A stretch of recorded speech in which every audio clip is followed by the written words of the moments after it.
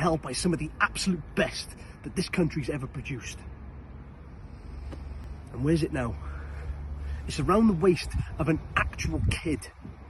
Now Hudson, Josh Holley couldn't care less that you're having the time of your life as a champion. You're living your dream, because Josh Holley dreamt of becoming the 24/7 champion long before you were even born, Sunshine. Which is why I've been pestering Attack Pro Management. I've been nagging them for a one-on-one match. Me and you, Sunshine. And guess what? They're not going to sanction it. They say it's not ethical. They say it's not legal. They don't think that Hudson should be in the ring with the Modern Classic. But what that means for you, boy, is that I've got to take matters into my own hands. So come this Saturday at Feeling This, Josh Holley is coming to ruin your little party. And if you've got any sort of integrity as a champion, you'd be there too, and you would face me like a man. But if you think for 1 second that Josh Holley's going to walk out without the 24/7 championship in hand, well, Hudson, little buddy, you can kiss my mullet.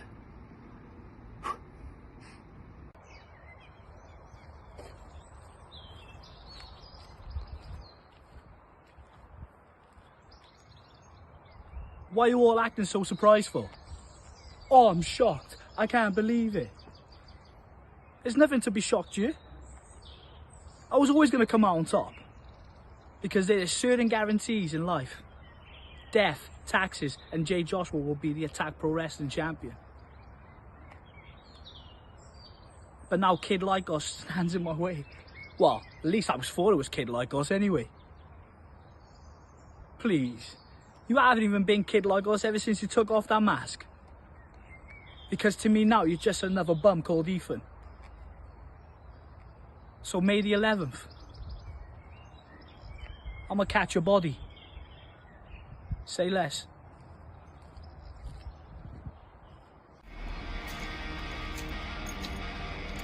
Let's talk, Jay Joshua. You wanted to know why everyone was so surprised that you started the Attack Pro Wrestling Championship. It's because you're not the standard that they expect of an Attack Pro Wrestling champion. I'm not going to pretend you haven't come on leaps and bounds in the ring since I first met you, but to just change your attitude and project that you're Attack Pro Wrestling Championship material, it's fake. You can all see through it. So talk about your 3 guarantees in life and all the other cliches you want to hit, but this bum called Ethan has been a cornerstone of this team for years. This bum carried this team during its big boom period. This bum is at a level you couldn't even dream of reaching. You're not fit to lace my boots, let alone stand across from me in the ring wearing them. So May 11th, you're not catching a body, I'm catching an Attack Pro Wrestling Championship. And that surprised look on everyone's face is getting replaced with joy as I stand there, the Attack Pro Wrestling Champion.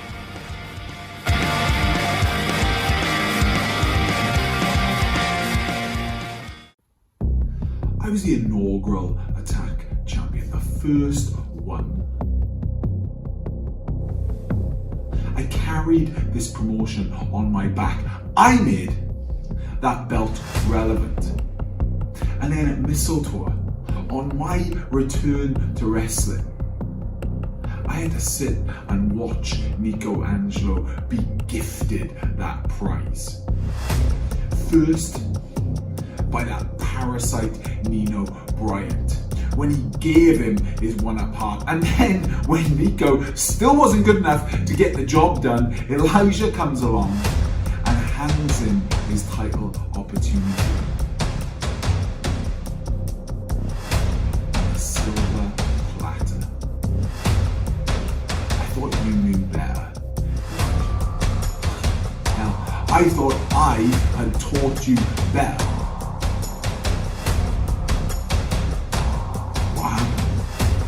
Did you forget? You got nothing to prove.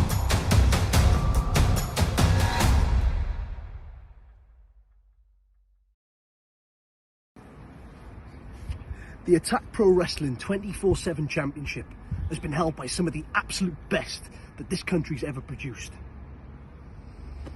And where's it now? It's around the waist of an actual kid. Now Hudson, Josh Holley couldn't care less that you're having the time of your life as a champion. You're living your dream, because Josh Holley dreamt of becoming the 24/7 champion long before you were even born, sunshine. Which is why I've been pestering Attack Pro Management. I've been nagging them for a one-on-one match, me and you, sunshine. And guess what? They're not going to sanction it.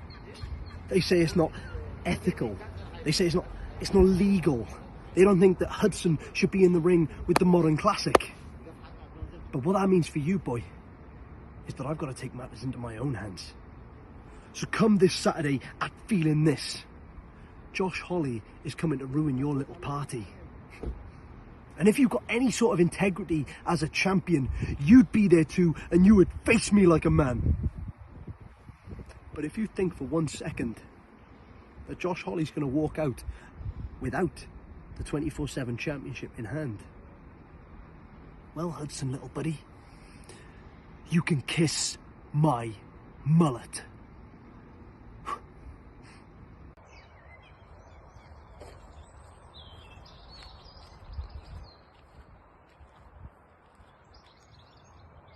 Why are you all acting so surprised for? Oh, I'm shocked. I can't believe it. There's nothing to be shocked, you. I was always going to come out on top. Because there are certain guarantees in life. Death, taxes, and Jay Joshua will be the Attack Pro Wrestling champion. But now Kid Like Us stands in my way. Well, at least I was thought it was Kid Like Us anyway. Please. You haven't even been Kid Like Us ever since you took off that mask. Because to me now, you're just another bum called Ethan. So May the 11th, I'm gonna catch your body. Say less.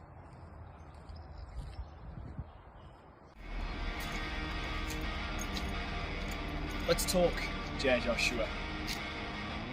You wanted to know why everyone was so surprised that you started the Attack Pro Wrestling Championship. It's because you're not the standard that they expect of an Attack Pro Wrestling champion. I'm not going to pretend you haven't come on leaps and bounds in the ring since I first met you, but to just change your attitude and project that you're Attack Pro Wrestling Championship material, it's fake. You can all see through it. So talk about your 3 guarantees in life and all the other cliches you want to hit, but this bum called Ethan has been a cornerstone of this scene for years. This bum carried this scene during its big boom period. This bum is at a level you couldn't even dream of reaching. You're not fit to lace my boots, let alone stand across from me in the ring wearing them. So May 11th, you're not catching a body, I'm catching an Attack Pro Wrestling Championship. And that surprised look on everyone's face is getting replaced with joy as I stand there, the Attack Pro Wrestling Champion.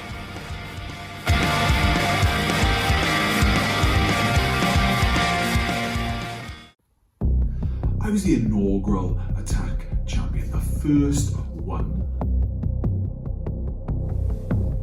I carried this promotion on my back. I made that belt relevant.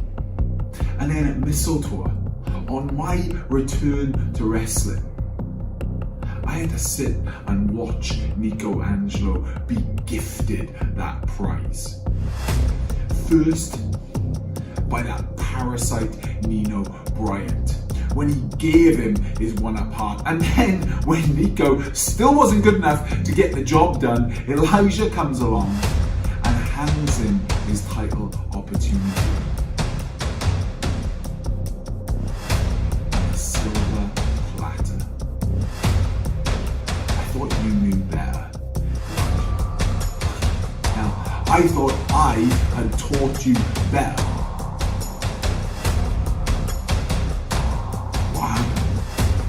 Did you forget? You got nothing to prove.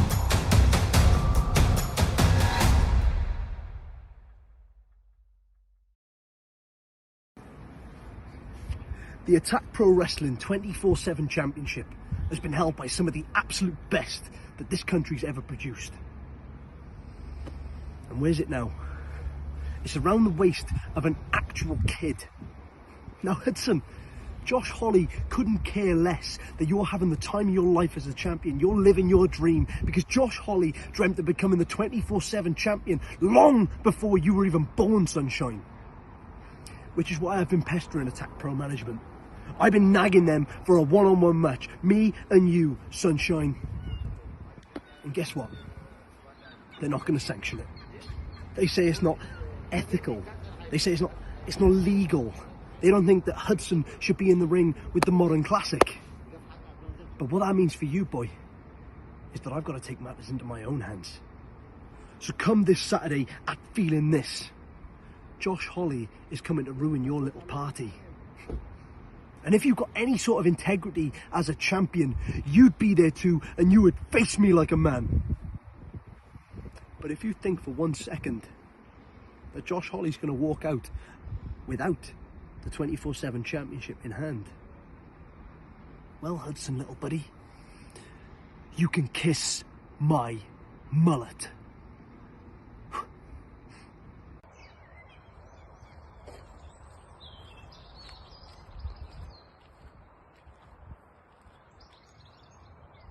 Why are you all acting so surprised for? Oh, I'm shocked. I can't believe it.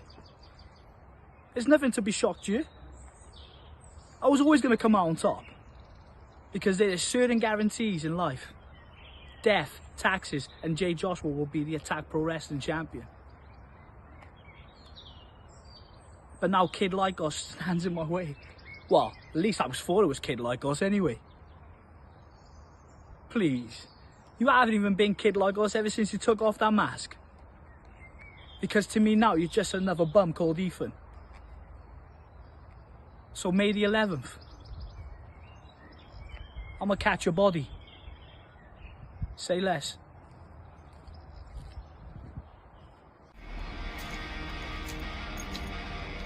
Let's talk, Jay Joshua. You wanted to know why everyone was so surprised that you started the Attack Pro Wrestling Championship. It's because you're not the standard that they expect of an Attack Pro Wrestling champion. I'm not going to pretend you haven't come on leaps and bounds in the ring since I first met you, but to just change your attitude and project that you're Attack Pro Wrestling Championship material, it's fake. You can all see through it. So talk about your 3 guarantees in life and all the other cliches you want to hit, but this bum called Ethan has been a cornerstone of this scene for years. This bum carried this scene during its big boom period. This bum is at a level you couldn't even dream of reaching. You're not fit to lace my boots, let alone stand across from me in the ring wearing them.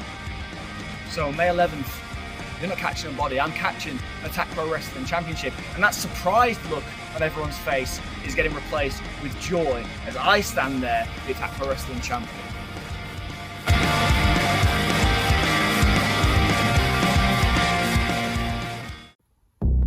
I was the inaugural Attack champion, the first one. I carried this promotion on my back.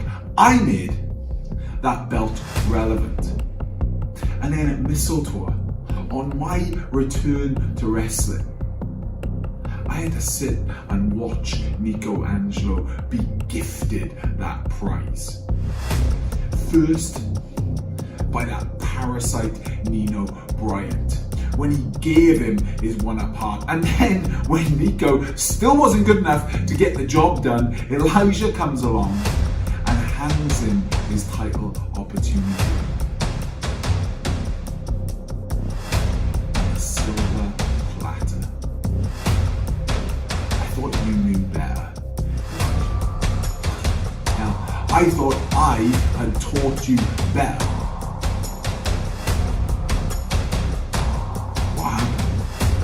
Did you forget? You come nothing to prove.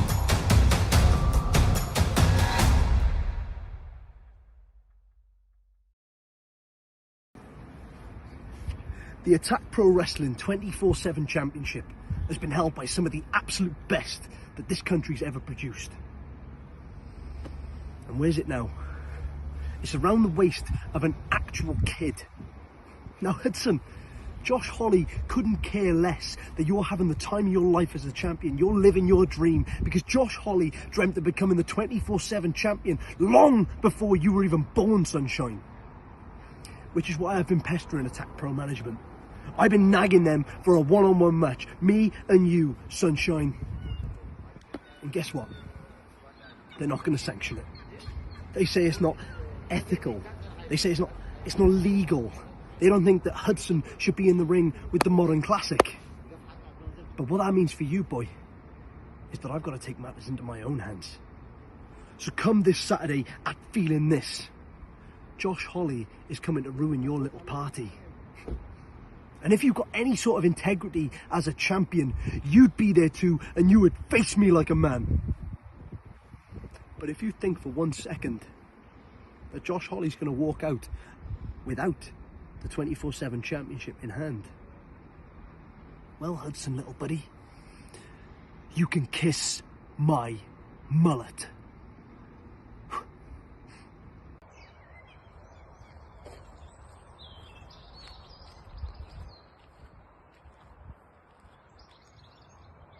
Why are you all acting so surprised for? Oh, I'm shocked. I can't believe it. There's nothing to be shocked, you. I was always going to come out on top. Because there are certain guarantees in life. Death, taxes, and Jay Joshua will be the Attack Pro Wrestling champion.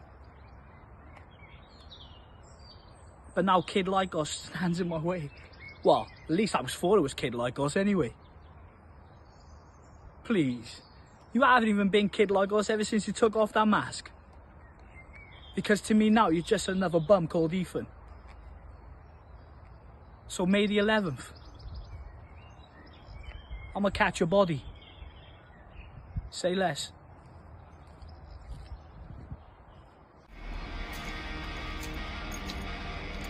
Let's talk, Jay Joshua. You wanted to know why everyone was so surprised that you started the Attack Pro Wrestling Championship. It's because you're not the standard that they expect of an Attack Pro Wrestling champion. I'm not going to pretend you haven't come on leaps and bounds in the ring since I first met you, but to just change your attitude and project that you're Attack Pro Wrestling Championship material, it's fake. You can all see through it. So talk about your 3 guarantees in life and all the other cliches you want to hit, but this bum called Ethan has been a cornerstone of this scene for years. This bum carried this scene during its big boom period. This bum is at a level you couldn't even dream of reaching. You're not fit to lace my boots, let alone stand across from me in the ring wearing them. So May 11th, you're not catching a body, I'm catching an Attack Pro Wrestling Championship. And that surprised look on everyone's face is getting replaced with joy as I stand there, the Attack Pro Wrestling Champion.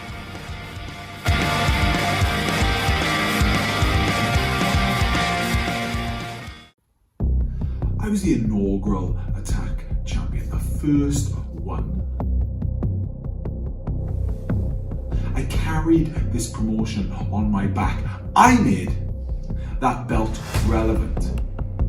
And then at Mistletoe, on my return to wrestling, I had to sit and watch Nico Angelo be gifted that prize. First, by that parasite Nino Bryant, when he gave him his 1-up, and then when Nico still wasn't good enough to get the job done, Elijah comes along and hands him his title opportunity. A silver platter. I thought you knew better. Now, I thought I had taught you better.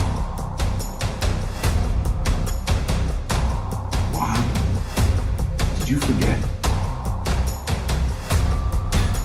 You come nothing to prove.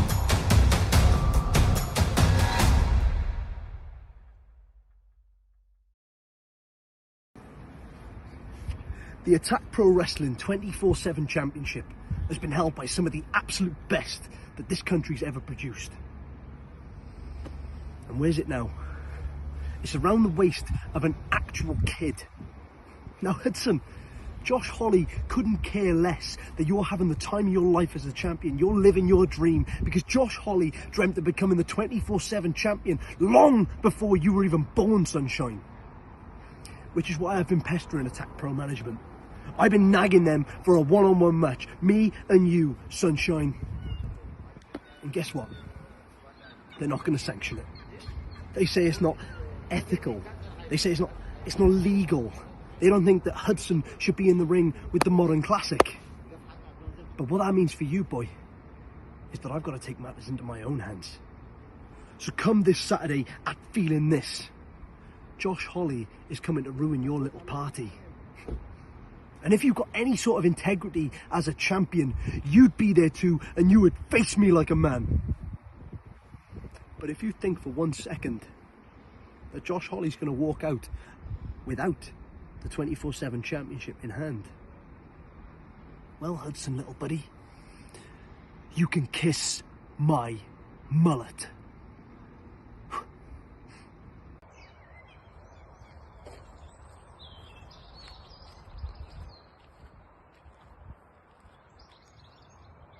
Why are you all acting so surprised for? Oh, I'm shocked. I can't believe it. There's nothing to be shocked, you. I was always going to come out on top. Because there are certain guarantees in life. Death, taxes, and Jay Joshua will be the Attack Pro Wrestling champion.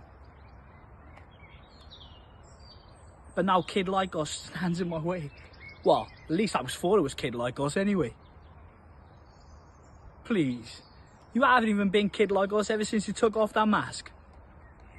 Because to me now, you're just another bum called Ethan. So May the 11th, I'm gonna catch your body. Say less.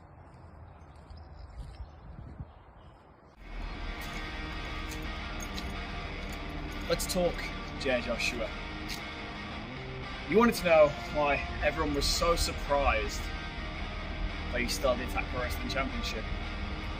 It's because you're not the standard that they expect of an Attack Pro Wrestling champion. I'm not going to pretend you haven't come on leaps and bounds in the ring since I first met you, but to just change your attitude and project that you're Attack Pro Wrestling Championship material, it's fake. You can all see through it. So talk about your 3 guarantees in life and all the other cliches you want to hit, but this bum called Ethan has been a cornerstone of this scene for years. This bum carried this scene during its big boom period. This bum is at a level you couldn't even dream of reaching. You're not fit to lace my boots, let alone stand across from me in the ring wearing them. So May 11th, you're not catching a body, I'm catching an Attack Pro Wrestling Championship. And that surprised look on everyone's face is getting replaced with joy as I stand there, the Attack Pro Wrestling Champion.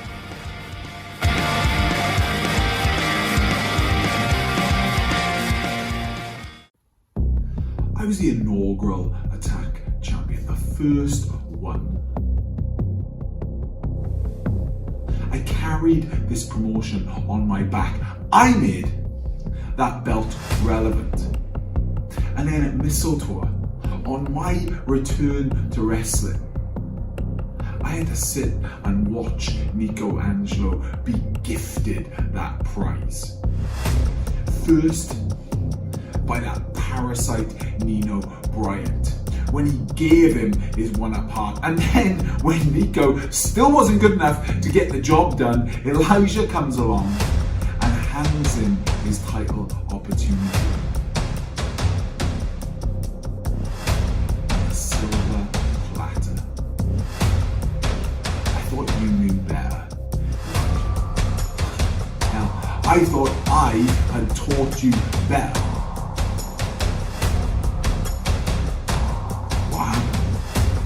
Did you forget? You can nothing prove.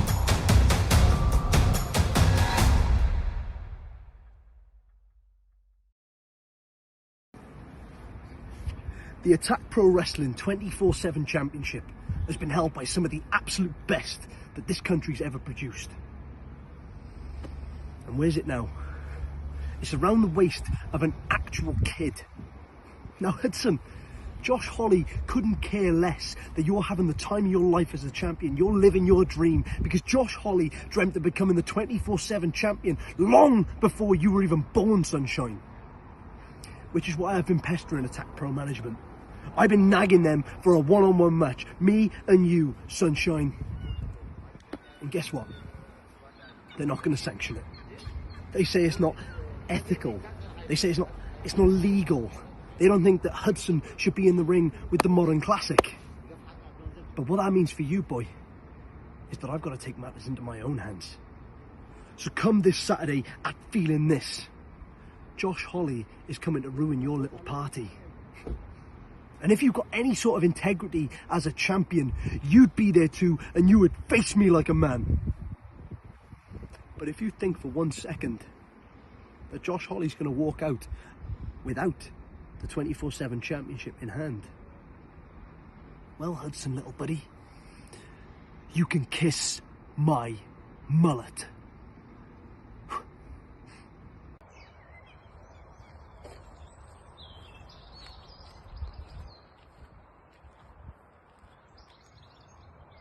Why are you all acting so surprised for? Oh, I'm shocked. I can't believe it. There's nothing to be shocked, you. I was always going to come out on top. Because there are certain guarantees in life. Death, taxes, and Jay Joshua will be the Attack Pro Wrestling champion. But now Kid Like Us stands in my way. Well, at least I was thought it was Kid Like Us anyway. Please. You haven't even been Kid Like Us ever since you took off that mask. Because to me now, you're just another bum called Ethan. So May the 11th, I'm gonna catch your body. Say less.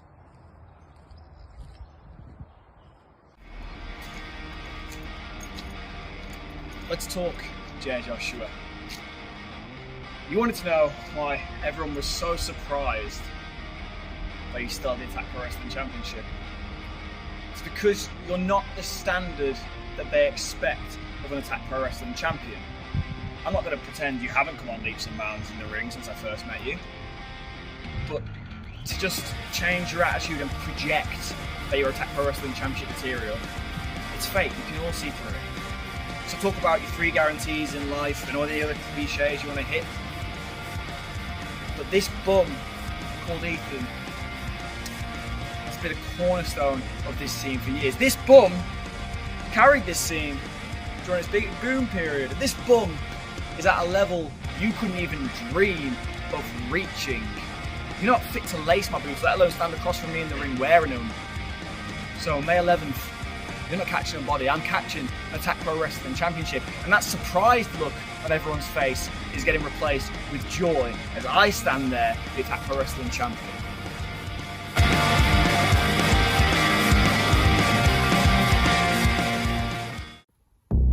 I was the inaugural Attack champion, the first one. I carried this promotion on my back. I made that belt relevant. And then at Mistletoe, on my return to wrestling, I had to sit and watch Nico Angelo be gifted that prize. First, by that parasite Nino Bryant, when he gave him his one apart. And then when Nico still wasn't good enough to get the job done, Elijah comes along and hands him his title opportunity. On a silver platter. I thought you knew better.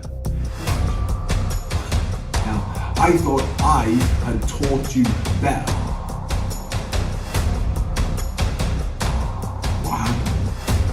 Did you forget? You can nothing prove.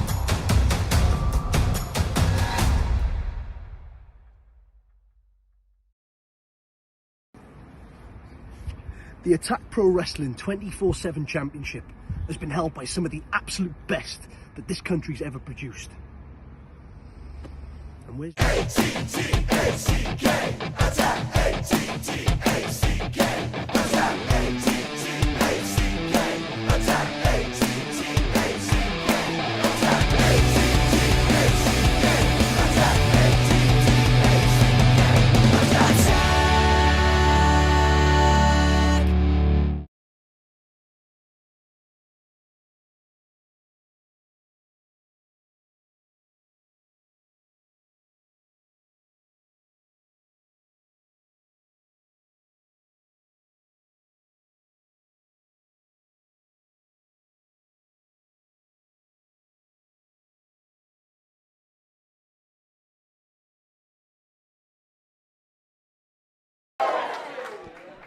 You don't sound like you're ready for your first match. Lights then, shall we get on with some wrestling? Much better. The following contest is a singles match scheduled for one fall. One fall. Introducing first. Ladies and gentlemen, welcome to Feeling It. Welcome to Cathays Community Centre.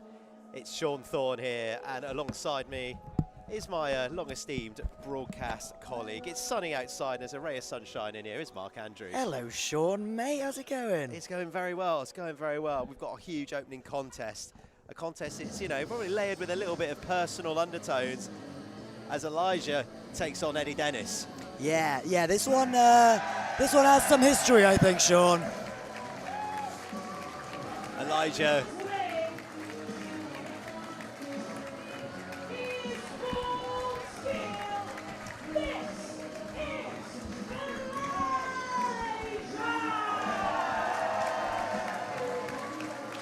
Yeah, as I said, Sean, this one has quite a bit of history. I mean, Elijah was formerly a member of the original Nothing to Prove group. Nothing to Prove being a line that Eddie seems to have brought back quite recently since his change of heart at Wrestlemania last month. Well, yeah, at the end of Wrestlemania, we saw Eddie Dennis spring an unwarranted attack on Nino Bryan after Nino Bryan bested him over 2 out of 3 falls. I mean, such a shame that he did that after such a tremendous third match as well.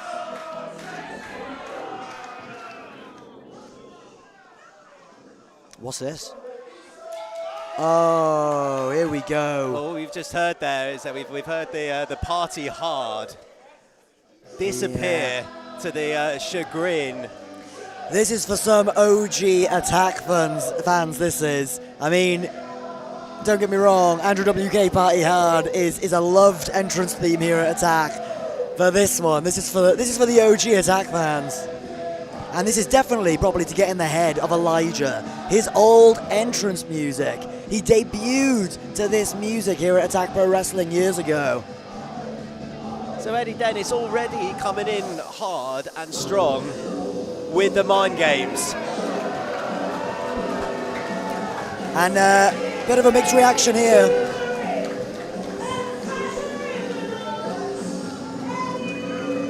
Eddie Dennis carrying the one-up heart, which guarantees him an extra life for him to be using in any way that he sees fit. We've seen that used in a number of different ways. We've seen it gifted to Nico Angelo, something that...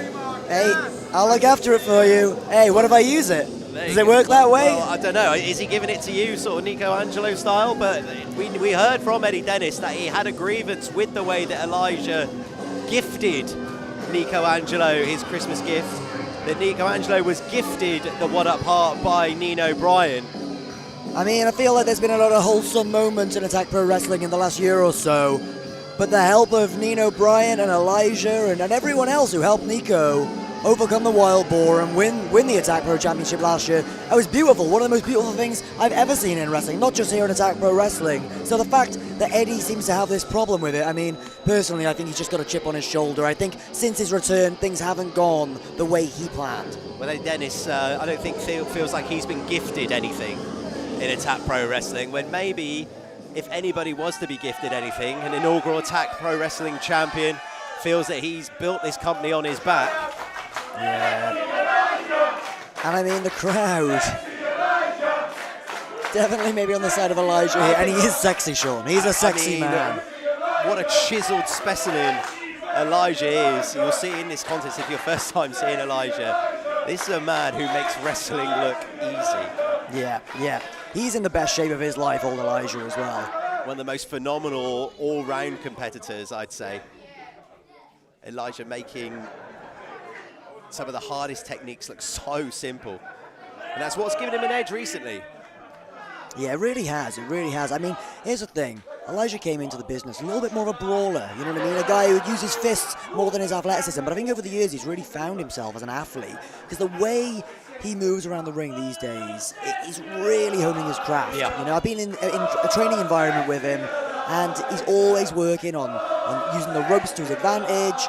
You know, he can really spring around the place these days. Well, we know that Eddie Dennis is he's a teacher by trade, teacher by heart. I'm sure he would have spotted this potential in Elijah, which is probably why he recruited Elijah to Nothing to Prove in the first place. Yeah, and you got to think to yourself, is that his plan here now? You know what I mean? He keeps name dropping this nothing to prove, and it just makes me think, you know, is that his plan again? Like it's on his t-shirts, for goodness sake. Well, Nothing to Prove back in the Attack OG days. Eddie sort of assembled this group to kind of sort of rip the heart out of Attack Pro Wrestling. All of the things that made Attack great, the fun, the characters, that was what Nothing to Prove sought to destroy. And the question has to be, what's Eddie Dennis's MO of potentially bringing this group back? Yeah, 100%. And it's funny, even without that history, this matchup is a bit of a banger. Yeah, you know 100%. I mean? But with all that, he's got to think, how's this going to end up? I mean, you know, Eddie's probably not going to be thinking wider, big picture plans here when you've got a competitor of Elijah's caliber opposite you in the ring. You need to be dealing with that business head on. Yeah, because this isn't, I mean, these guys have been, they're no strangers to each other. Obviously, they tagged together for years in Nothing to Prove, but they're no strangers to each other as opponents too. I mean, they've wrestled in this very room. But, you know, it's not the same Elijah, is it? You know, look at him these days, the best shape of his life. As he's proven right now, that strength coming into play as he's rolling around there. Getting the better of Eddie Dennis in the opening stages. And the crowd firmly behind Elijah here. The crowd very, very much enjoying that particular piece of business. Besides that one fan, bless him. I mean, the young fans probably not quite understanding where Eddie Dennis's new attitude sits, and they're only going to be probably heartbroken as this rolls on. And that's what's such a shame, right? Eddie is so loved by these fans. It really does feel like a spit in the face, the fact that he's recently had this change of heart, because like he's been loved by the Attack back for years. Always seems to be a common theme when the Eddie Dennis change of heart seems to come around. It's always when the focus in the spotlight slightly shifts away. He made the big triumphant return to Attack, and then he made his return to wrestling, and then when he wasn't the focus anymore, he starts to kind of assemble these wider schemes, these wider plans to try himself. I mean, something I'm very familiar with, you know. I mean, Eddie's one of my best your boy, friends. yeah, he's your boy. One of my best friends, but I've definitely had a few run-ins with him myself, you know, here, Progress Wrestling, you know, all over the place. So, yeah, there's two sides to Eddie Dennis. And one of them a little bit scarier than the other. I think we're starting to see the scarier side of Eddie Dennis emerge. He's in firm control of Elijah. But again, as we said, the technique of Elijah, so superior, such high caliber, manages to get out of that position, and then looking very, very assured. Oh. I mean, you can tell the fans are starting to aggravate Eddie already, right? Oh, here we go, we've seen this before. Middle row springboard into that arm drag, he loves that one. Just like I was talking about earlier. Oh, but he's still using those fists. Well, his forearm in that occasion. Here we go, what's he going for here? The double springboard. Oh, into the roll. See what I mean? Vintage Elijah. Oh, goes for that sling blade. Big shoulder tackle from Eddie. It's good work to be able to maintain his equilibrium momentarily from that sling blade when you're spinning around like that and still managing to maintain some sort of balance. But when someone the size of Eddie Dennis steamrolls into you. Yeah, exactly. Eddie giving it a bit back to the fans here at Cathays. I mean, mean, Eddie can move as well. Deceptively quick. Hurricane Rana! Big drop kick. Look at the height, the air time on that one. But Eddie Dennis still managed to stay on his feet. Shoots himself over to the apron. Big springboard. Cross body, but Eddie is a strong boy. Oh, the party hard special onto the knee. Gunslinger right onto the knee there. That changes the pace of the match right there. That turns the tables. And that party hard special, probably the only remnants of party harding. Yeah, that we're going to get from Eddie Dennis. Yeah, you're damn right about that.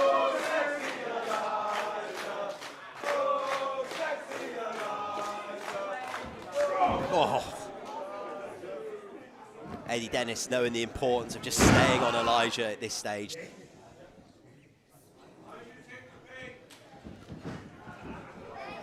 Front face lock. Oh, that is high. Almost touching the ceiling here at the bingo hall. Oh, and here you go, draining the blood to the head of Elijah. Oh! We were talking about how important Elijah's balance and equilibrium is when he's spinning around, when he's flying around the ring. That's an excellent move to be able to negate that part of Elijah's game. Yeah, 100%. It's really not nice being in the ring and feeling that bit dizzier, you know, a bit not quite knowing your bearings. So you're exactly right, a vertical suplex like that, it shakes it up in the middle of the match. Elijah trying to fight back. Probably giving himself some time to try and regain some balance, but that'll see you later. Again, that's probably going to be attacking that spine area, which was damaged by the party hard special. Yeah, now this is where Eddie wants his opponent in the match, you know what I mean? He wants to be in full control here. Very tactical. And I think this is just a bit of aggression, a bit of frustration coming out here, being taken out on Elijah. Those stomps in the corner, Oscar Harding telling Eddie Dennis he's only got till 5. Eddie got maybe watch his temperament here. Doesn't want to lose to a cheap disqualification like that. You've got to watch Oscar, one of the best refs in the country. Strong kick out there by Elijah.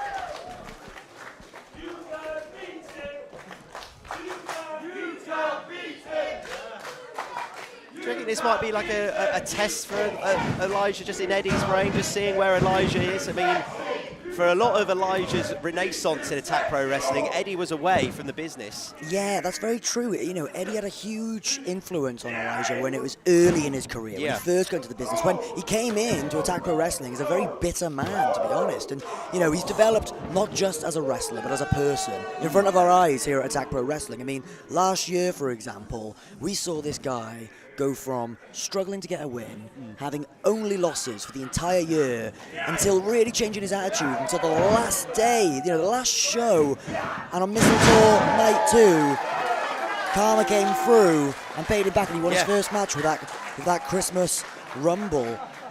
It's been a year of redemption for Elijah from his time in Nothing to Prove. Yeah, it really has. He spent a big part of his recent career just getting over that spell, and I think it's going to be interesting to see if Elijah's going to relapse into that. Is he going to go back into that? Yeah, I mean, fantastic sling blade there. We talked about the gunslinger onto the knee being something to turn the tables for Eddie. Well, these gunslingers are doing the exact same for Elijah. Whoa, he's going to go for a third. Ducks 2 lines there. Third gunslinger. There we go. There we go. Essential for Elijah to hit that, get that momentum back into his favour. And Eddie Dennis in a little bit of trouble here. Essential for him to get to his feet. Oh, pops him over to the apron. Big Intergender, caught him right on the side of the head as well. Here we go, that big springboard, that athleticism we talked about. Pays off the crossbody, here we go. The distance Elijah got on that. So blocks impressive. The shot, blasts the knee to the side of the head. Oh, swinging neck breaker. And you got to admit, Sean, he is sexy. I mean, look at him. Look at him. Everything about Elijah's wrestling off, it's very aesthetically pleasing. It is, it is. He moves well, he moves looks well, it good. Looks good. Generally a nice chap, you know? Yeah. Oh, what's he going for here? Getting him up in that electric chair position. You know, we talk about the strength of Elijah. Look at this. Oh! Eddie Dennis's height probably saved him from that one. Made it a little bit more difficult to get in that position. We're seeing an attempt for the next top driver. Slips the back though. Yeah, I think Elijah would have had that scouted in preparation for that for this match. Trips the back. No, lariat. One, two. Oh. Yeah, this match has definitely started changing in the favour of Elijah here. But yeah, I mean, it's funny, right? You mentioned that this isn't a version of him that Eddie is probably used to. But I guess this is a version of Eddie that Elijah is used to, right? Exactly. Because he knows the kind of manipulative side of Eddie Dennis. He knows, well, exactly how nasty he can be. And he was there by his side last time he was doing this type of stuff. This is the version that he learnt from. So you'd like to think he knows some of his tricks. Strong forearm there to Eddie's face. He's going to go for a vertical suplex of his own. Twist out from Eddie. Oh, shades of Pete turn. Gary misses it. Big German suplex. Oh, caught him. 7 bridge bomb coming up. Oh, the height on that was insane. I think that might be it. 1, 2's gotta be. Oh! No, big kick out from Elijah. It takes a lot to kick out something like that. Eddie's Huge. tall, man. You're coming down from about 7 foot. Excellent work from Eddie Dennis to be able to manipulate that situation to that maneuver. I think unlucky for Elijah. I don't think he would have been expecting that. He was expecting to be on offense and then got hit with one of Eddie's signature moves. And again, back to the slow and controlled pace of Eddie Dennis. He knows when he's in control here, and he really takes his time, gathers his energy. Are we going to see the next top driver? I mean, he might be taking too long, if you ask me, Sean. Oh, knees to the shoulder. Might have been right, manages Mark. to wiggle out. Pulls him in. Oh, he's going for that double hook brainbuster there. 2. Oh, that was so close. That could have been it right there. That was so close. close. Itagiri connects. Is he going back into that electric chair position? The strength of Elijah. Will he pay it off this time?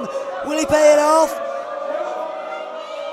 Oh, electric chair. First.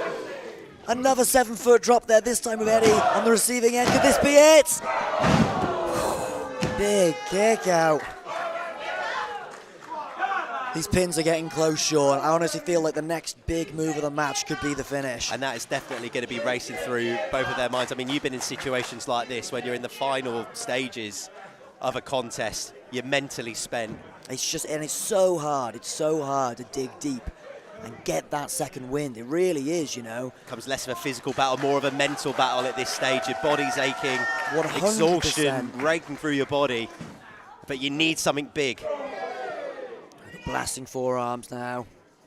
Oh! Big return there from Eddie. Oh, here we go. Crowd definitely made their mind up now.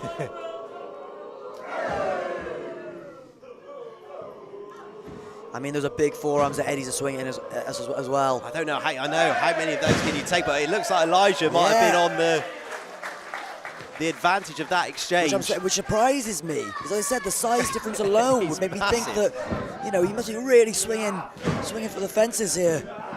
And it looks like he is. Oh, and of course, there's that manipulative side. Of course, resorting to the eye rake. Oh, ducks 2. Goes for a forearm, blocks, back elbow. Oh, huge kick. Oh, here we go, pump kick. He went for it the first time. And he managed to receive a super kick instead. Oh, here we go, fans getting out of the way. I would as well. What's Elijah going for? Can Eddie Dennis get out of the way? That's the main thing. Yeah, he does. Pump kick connects now. Goes for it again. Suicide dive. Rolls Eddie in. Here The we thing go, with Elijah, doesn't Elijah. matter where you are in the building, Elijah is a danger on offense, and now he could be following up with another high-risk move, but Eddie catches him coming in with the big boot. Ah, and I've seen this before. We talk about disorientating your opponent with a vertical suplex. Well, this is something else. This'll do it. Because not only are you so much higher, but you've got so much further to fall. Oh, once again, Here we go. the Now we're stalling real vertical. close to the ceiling. Oh! 1, 2, 3. Oh, so close. I said a minute ago that the next big move in this match could be the finish. I am surprised that it wasn't, Sean. And I think so are the crowd. This is awesome chants throughout the building. The height and the impact of that superplex. I thought it was like busted the ring. With the impact, as Elijah crashed down. And it's the fans in the Cathays community centre suggesting that Eddie Dennis can't beat Elijah.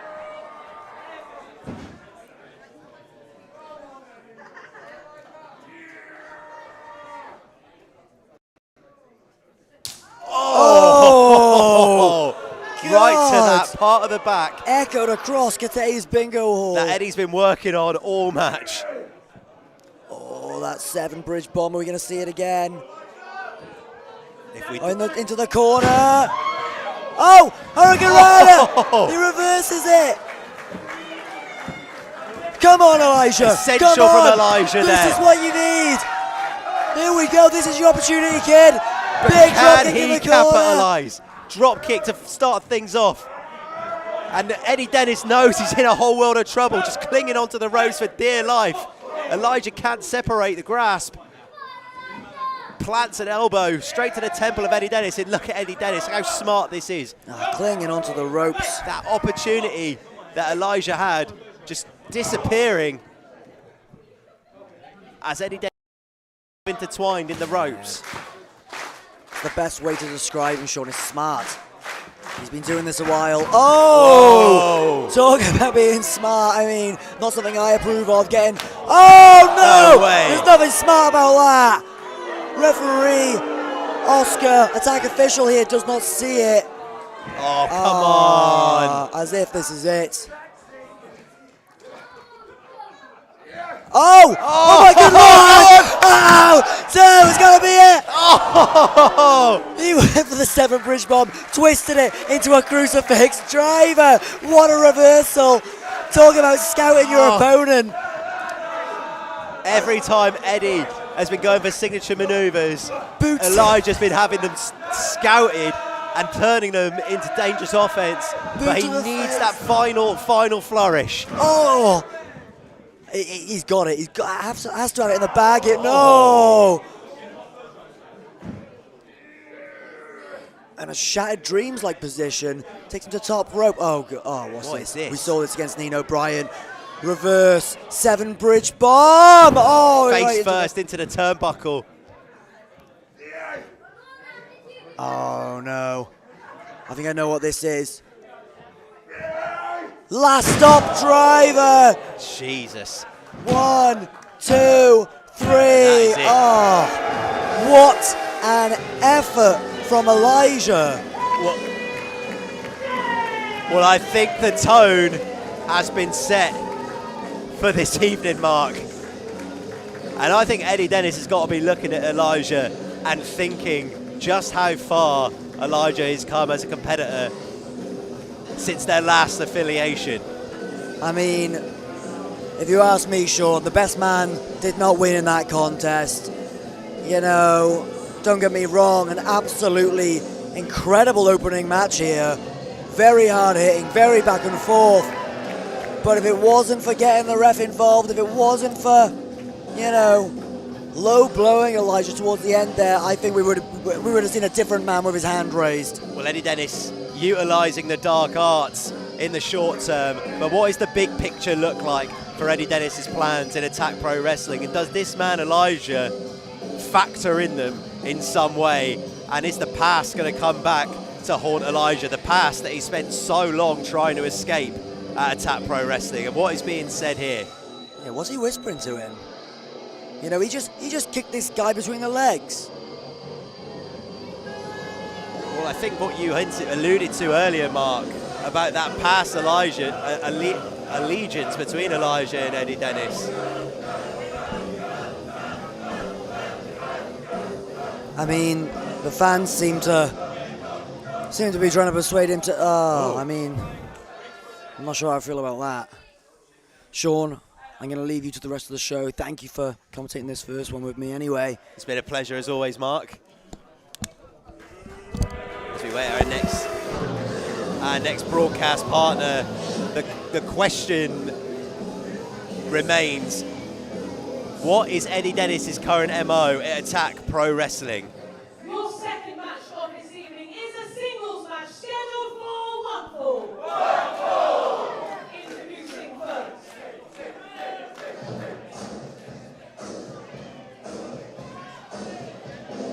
Got our second match on the way for you now.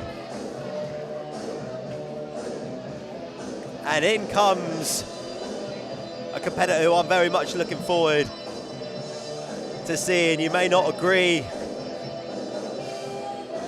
with his personality, you may not be a fan of the overall vibe, but you cannot question the talent of Josh Alfeth.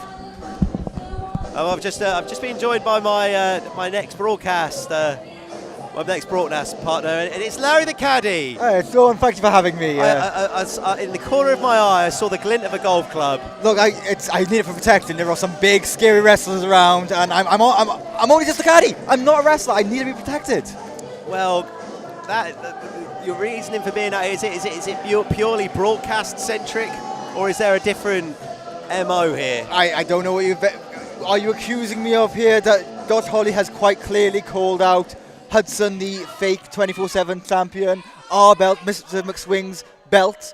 I'm just having to be here. I'm here for a good time and broadcast. Is that not to scout the situation? That'd be crazy. Well, let's hear what Josh Holly's got to say. It's a very wise man, this Josh Holly. He's very interested to see what happens here. Oh, and there he is. 8-year-old Hudson brandishing the belt. Our belt. Goading Josh Holly.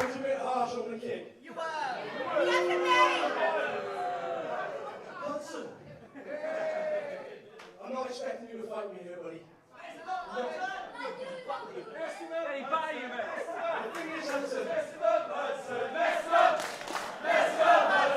This crowd has clearly picked who their favourite in this situation. I'm going to give you a little lifeline, buddy, because I've been reading, doing some research, and I have read the Attack Pro Wrestling Champions Handbook. And in said book, it states that if a wrestler is unable to and or refuses to defend their championship, then they can relinquish it with immediate effect. Big news, that. Wow, I didn't know Josh Holly could read. I'm amazed that we didn't figure that out. It's for you, boy. Where's this handbook? Where's this handbook? Very good question. Where's this handbook? Where's this handbook? Where's this handbook? Listen, I'll cut to the chase. Hoodie gives Joshy Holly the shiny right now. His face patronising to the young man. I mean, he's just speaking a language the 8-year-old can understand. I respect Josh Holly and what he's doing here. I'm very interested if this Well, works. I thought it might be something you'd identify with, Larry. Don't know, that's what I mean.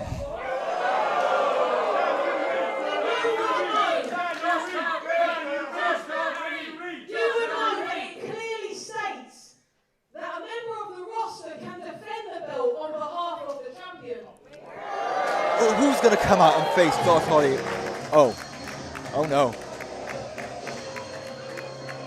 Well, here we go. This whole thing has to turn on its head. Look at Hudson stood proud with the 24/7 champion as he awaits his own personal champion in the form of Kanji. This is insane. That young man has just been handed an absolute golden ticket. This is Kanji right here. If he took my jaw off at Wrestlemania, I could not talk the next day. Well, you make sure you're grasping that golf club a little too tightly for my liking here. I gotta be safe. Did you not see what he did to me? In any event, a big ask for Kanji here. because not as only Kanji's Attack Pro Wrestling win-loss record on the line here, but also the hopes and dreams of an 8-year-old child. Honestly, I don't know what he's coming out. He shouldn't be involved in the situation. This is between Josh Hawley and that 8-year-old boy. Only in Attack Pro Wrestling could you find yourself in a situation like this, but Kanji, this is a must-win for Kanji here. This is a must-win for Mr. Josh Hawley too, I must say. That is a very beautiful belt that, quite frankly, we need to get back to Mr. McSwings. But I'd at least rather it be on Josh Hawley so we can... There's a line there. I don't even know our legal ramifications with Hudson. Am I going to have to stop you from swinging a golf club at an 8-year-old later? I mean, I don't know what you're referring to, but maybe yes. Well, Kanji now with the roller. And there's a kick out from Josh Hawley. Again, we say about the pressure on Kanji, because we could have a hysterically crying, upset 8-year-old in the front row of an Attack Pro Wrestling show. I may want many things, but even I don't want that. Which would kill the vibe. 100%. Also, these crying children are the worst. We don't allow them at the golf course, personally. The general morale of the bingo hall of Cathays Community Centre is firmly on the shoulders of Kanji here. Well, he seems to be keeping the faith at the moment, because he is very much in control of Josh Hawley right now. Oh, and Josh Hawley with the jawbreaker. Big opportunity for Josh Hawley to pick up the 24/7 championship. You've got to think, Josh Hawley has been wanting that belt for years. He in fact said so in his video on Instagram. He did indeed. It's been a coveted championship for Josh Hawley. Of course, an 8-year-old holding it does hold its own complications. You are telling me. Oh!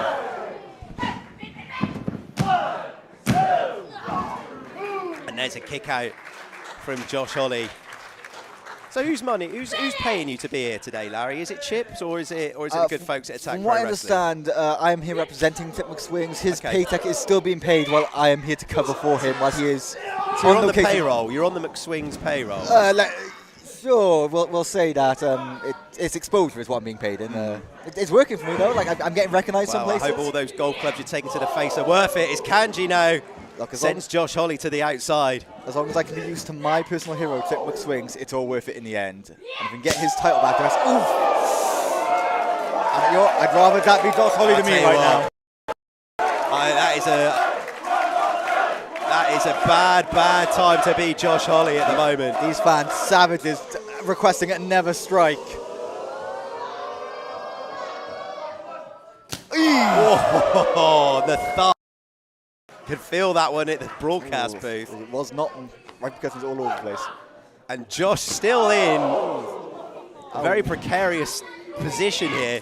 Needs to get himself out of the ropes. As a matter of urgency. He's been in those twice. Surely the ref is getting involved. Battered.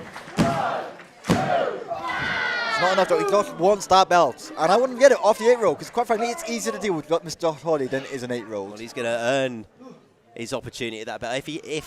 If Josh can survive Kanji here, because Kanji is doing Hudson proud. They're going in for a triangle. Looking to choke Josh Hawley out. Josh has he quite got the grip? I think he has. I think she's still maybe trying to get it locked in. Josh, is he going to opt for a... Look at that power. Big, strong boy. Using his strength, or using both the ropes and his strength there. Oh! And that's a way to get out of the hold. Creative. Fans might not like it. And Hudson now shouting some words of encouragement to Josh. The referee getting in the way. And probably Josh couldn't get as much momentum on that boot as he would have liked. You've got to think. Oh! Maybe if the referee hadn't been in the way that day, maybe we could be looking at a new 24/7 champion. Well, yeah, that could have been it for Kanji. I thought that inverted atomic drop-like move, that backbreaker, could have got the job done. It's going to slow Kanji down in any event. 100%.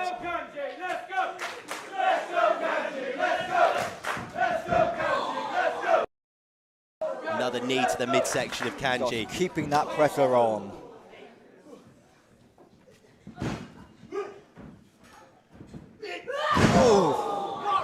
Cover again.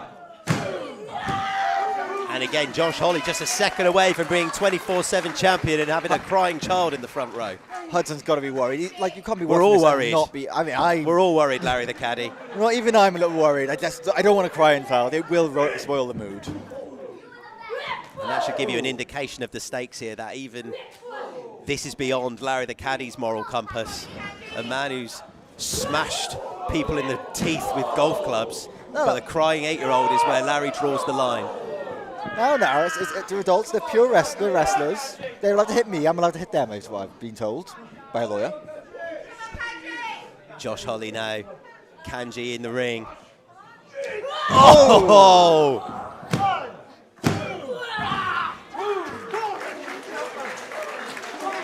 Kanji's really got to do something to shift the momentum here. She's been digging deep on these kickouts, so she is not staying down.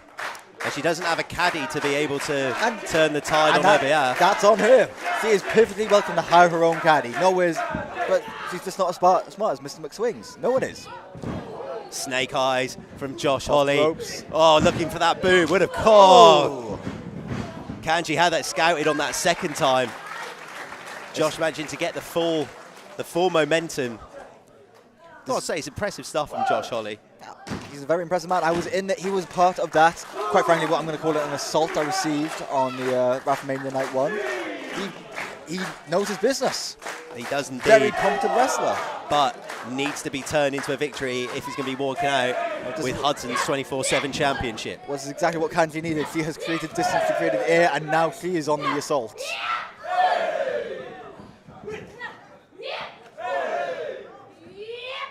Oh, big drop. Oh, nice springboard forearm. Still holding on, getting to the ropes. Smart from Josh, good ring awareness. Oh. And there's a big elbow.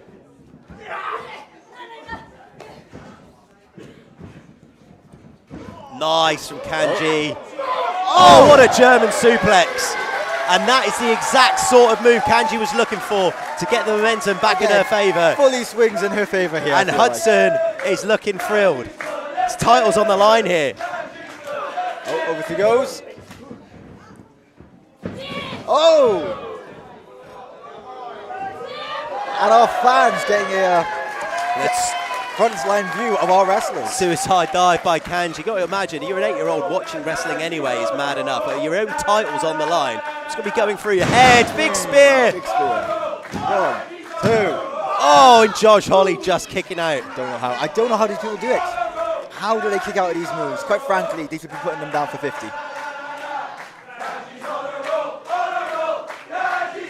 And the Cathays community center doing our job for us. Kanji very much on a roll. Crowd has very much picked their favourite in this match. I think they all know the stakes.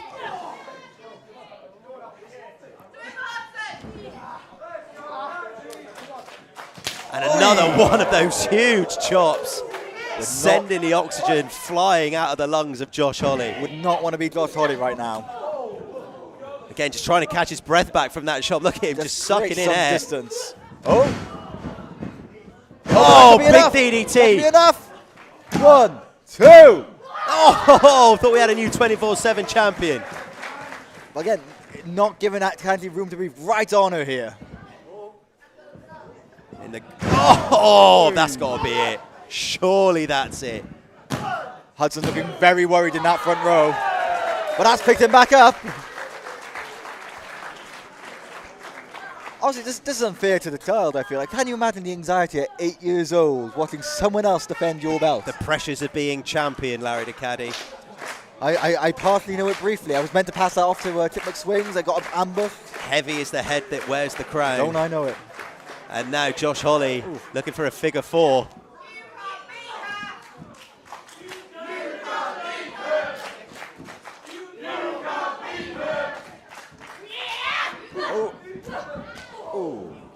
Oh, the big Interguri from Josh Holly. Kanji's still on her feet though.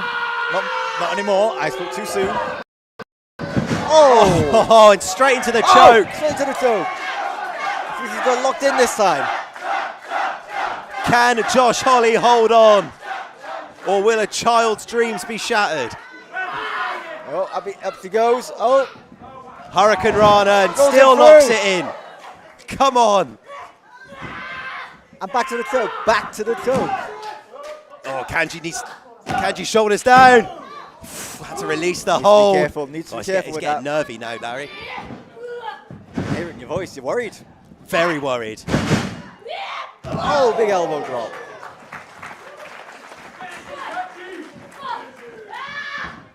Are you concerned about crying 8-year-olds? I'm very concerned. And now Kanji now. I'm weighing up my options here. Oof. That's the elbow that took my door off back at Wrestlemania. And that's it! Oh, and a sigh of relief. Okay, back to the drawing board. I have to be informing typical swings of this. The 8-year-old still has the belt. Thank God for that. Don't you go anywhere. I don't want to be seeing you swinging that club at anybody. Look, there's too many people around. Even I'm not that foolish. Least of all me. And Kanji, thankfully to the relief of everybody in Cathays Community Centre, has retained the 24/7 championship for Hudson. Wait, hang on a second. Who's this? Oh, Jesus, it's James Ellis. James Ellis now. 8-year-old jabroni there. And let me tell you, I was embarrassed by you and you at the last attack show. I mean, he was. It is Don't true. put your thumb up at me, mate. Hey, shut up. Stop laughing at me. Now, by hook or crook, I'm telling you all. It's always you two in it. You do my edit. Well, I'll make my point now. By hook or crook. Look at me as well. The brilliance will... Shut up, Nate. The brilliance will be 24/7 champion once again. And that's because I'm always good as gold. Wow. Well, I thought we were free of... what's this? Oh, geez, hang on, there's Mulligan. Big man, the big man's in. Mulligan. Oh! Mulligan attacking Kanji from behind. Hang on a second here. This is it. I think the he title is. I can't think be on he the is. line. I think it is. He's still his representative. Wait, we thought that we were free from the tears of a crying 8-year-old, but now Mulligan and James Ellis have changed the entire game.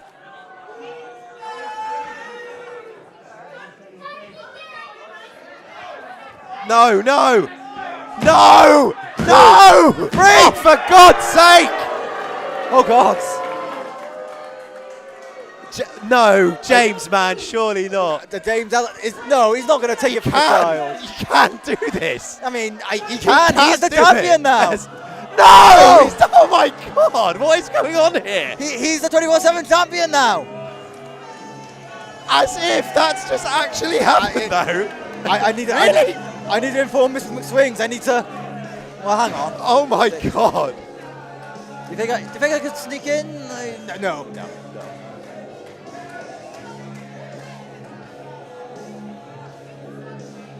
Oh my God! He is like. I've met Hudson. Mr. McSwings. I'm not sure how we're getting that back. That is a very big man in Mulligan. What is Mulligan doing? Is he handing? Did he hand him some? I think Mulligan might have, the small semblance of a heart of Mulligan, I think, just handed his fee from James Ellis to Hudson. And Hudson putting on a very brave face. Cathays very much in support of this young man. And into the ring he comes.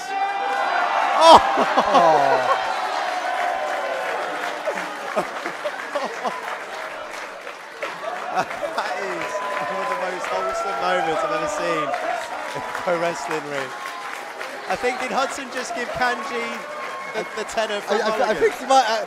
You know what? He did a job. He did a job for him. That's her fee. I respect that. Hudson's not a bad boss. He's an 8-year-old. He's a menace. But I'll give him this. He's not a bad boss. Mulligan giving Hudson the £10 note, who then passed it on to Kanji for being his champion.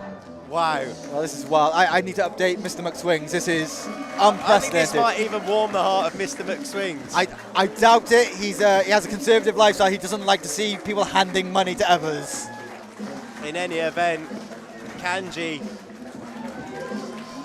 can't have any complaints. Really did everything she could to keep the belt for Hudson. But once again, the nefarious James Ellis strikes again. Well, thanks for having me, To Thorne, ruin but the I party. do need to locate some people. You watch what you do with that golf club, mate. In my opinion, the best 24/7 champion we have ever had, Hudson!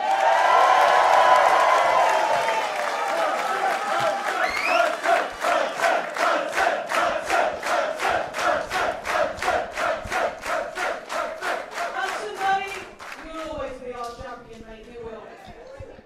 Guys, it is now time for our first half main event. Are you ready? That is not loud enough for this match that is about to happen. I said, are you ready? Your first half main event is a singles match scheduled for one fall. Introducing first. Well, there's not a dry eye in the house in Cathays Community Centre. Connor, welcome to the broadcast position. Hello, hello. It's been a while, Sean. It's been a while, but there is no way I could miss this. Also, I might check if Hudson's handing out any more money. From Toronto,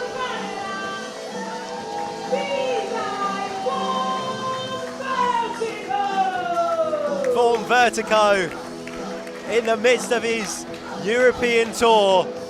One of the top talents from North America. Has been all over Denmark, the UK, impressing everywhere he goes. And it is an absolute pleasure to see the V guy at Attack Pro Wrestling. Absolutely. Vaughan Vertigo, one of the best traveled wrestlers, not just in North America, in the world.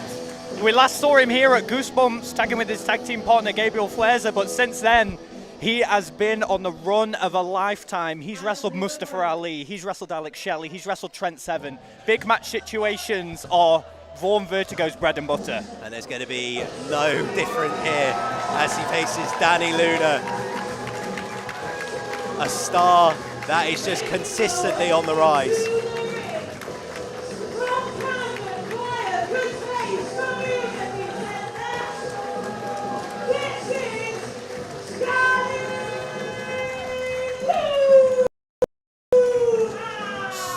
Star, the perfect descriptor for Dani Luna, coming off her first run, I'm sure of many, as one half of the TNA Knockouts Tag Team Champions and Spitfire. Dani Luna picking up champions, even in the heights of TNA. So this is going to be an exceptionally interesting contest as she takes on Vaughan Vertigo. First time ever singles meeting between these two. They have competed once before. Fight or Flight and Alexia Nicole taking on Subculture over at Destiny Wrestling in Canada, in Vaughan Vertigo's home country. But a very warm welcome for Vertigo here. Everyone at loves the Cathays. V guy. He's an exceptional man. With exceptional hair. I'm very jealous. There's a reason I wear a hat. Very voluptuous locks on the head of Vaughan Vertigo.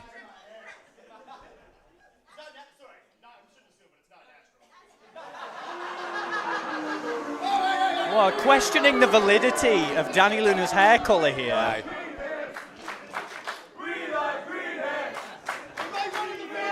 I didn't realise that this match was going to become quite so quickly about hair.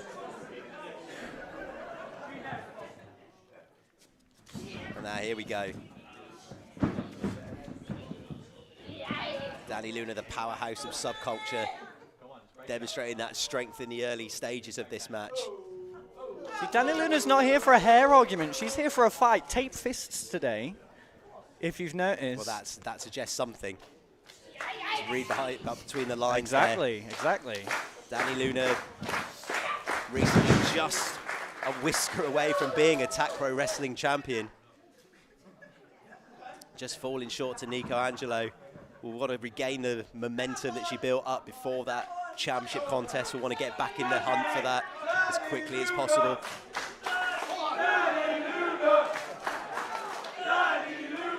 Hey, I talk about big match situations being Vaughn Vertigo's bread and butter. Literally this past week, TNA Impact main event, Dani Luna competed and won the Champions versus Challengers 12-person tag match. She is on a hell of a roll.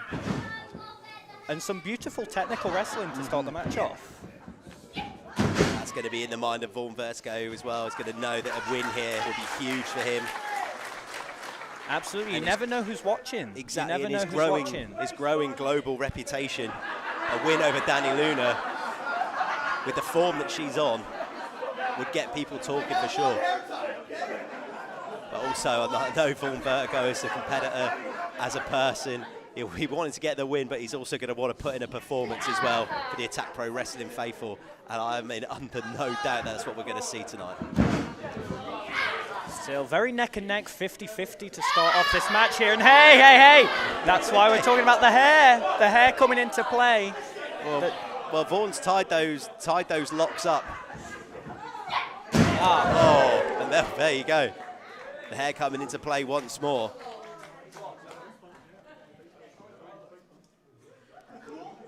I think Vaughn seems very annoyed that the hair came into play there. I mean, he started it. It's probably wow. You said earlier, Dani Luna, the powerhouse of subculture, a test of strength is a very brave move from Vaughn Vertigo. And once again, Cathays Community Centre doing our job for us. And then that bun's getting tied super tight. They're trying to harness as much power of the hair as possible.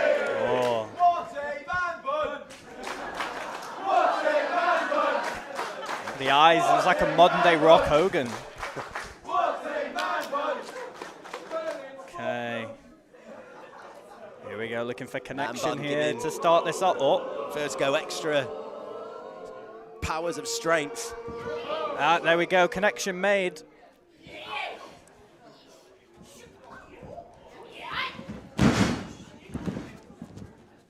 Beautiful there. Switch the whip. Nice trip from Vaughn Vertigo. I think Vaughn knew what he was doing when he cover. I think Vaughn knew what he was doing when he suggested that from Dani Luna. We all thought that it was walking into a trap, that the strength would outpower Vaughn. He doesn't even have nice hair. And once again, the hair coming into play. Beautiful moonsault. Penalty kick moonsault combination. It's things like this why Vaughn Vertigo is so popular in so many different areas, so many different countries. There's a reason he's one of the most traveled wrestlers in the world today. Once again, Vaughn Vertigo in control. Maybe hoping that these mind games will give him an edge against Dani Luna. Dani Luna, essentially the home team here, the home team player.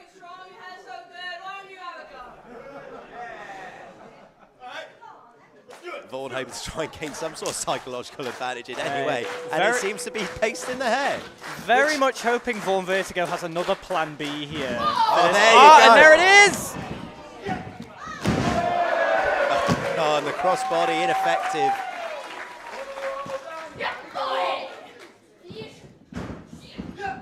Oh, God. Very powerful clotheslines. And another one. Straight up with the cover as well. Trapping the arm in the pin there. Nowhere for Vaughn Vertigo to go. Vaughn Vertigo needing a breather. Absolutely. A very smart decision. Oh, wait, hang on a second. Hold on, there we go. Oscar. Dani. You want to tell these people what happened in Toronto? Hold on a second. Where I threw you in the bin. Oh. Not only am I going to win this match, Dani, you're going in the bin again.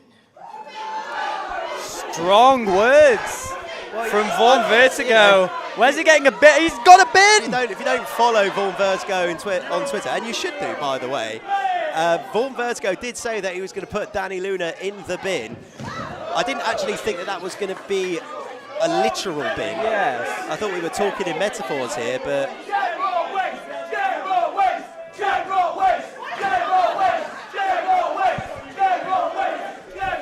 Huge reactions for the bin here at Cathays. Everyone having a good time today. Powerbomb, reverse straight to feet.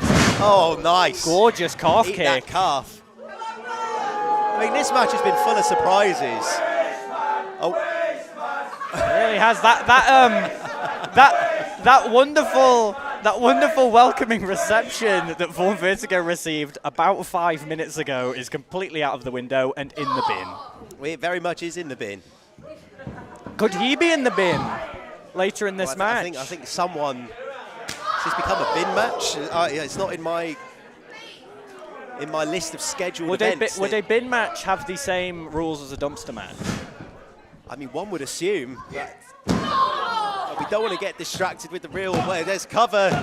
Distracted with the main issue here, which is... That's true. I need to get hold of Josh Holley's handbook. I'm sure it's in there.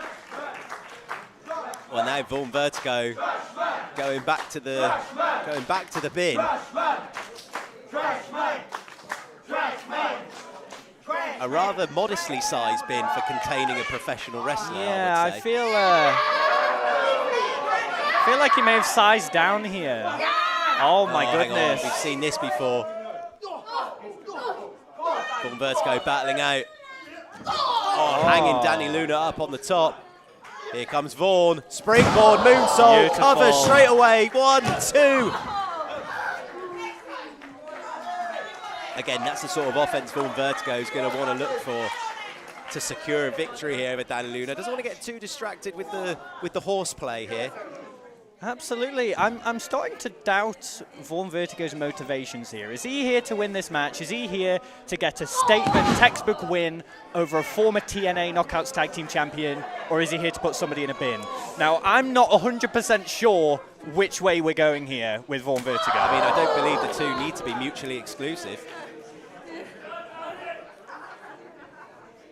I mean, hey, if he can pull off both, more power to him.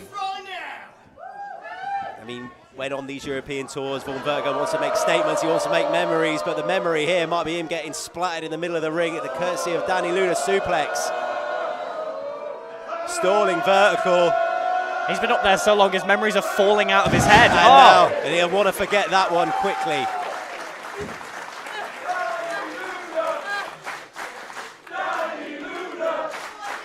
The equilibrium of Vaughan Vertigo all over the show now. It's Dani Luna plotting her next move. Cathays Community Centre want to see more bin action.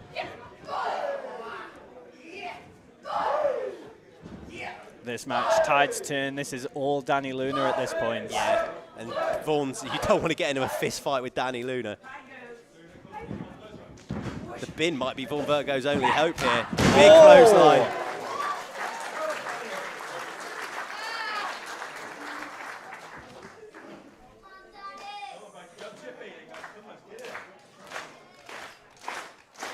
Indeed, the crowd here at Cathays Community Centre, they've picked their side. They are firmly behind hometown hero Dani Luna. Oh, here we go, jackknife cover. Oh. I think Vaughan Vertigo would have known that. Oh my God! Goodness. What a jackknife powerbomb. Spun inside out on the powerbomb. And Vaughan Vertigo going straight to the back of his head, which just bounced off the mat like a basketball. Hey, that hair was the only thing protecting him.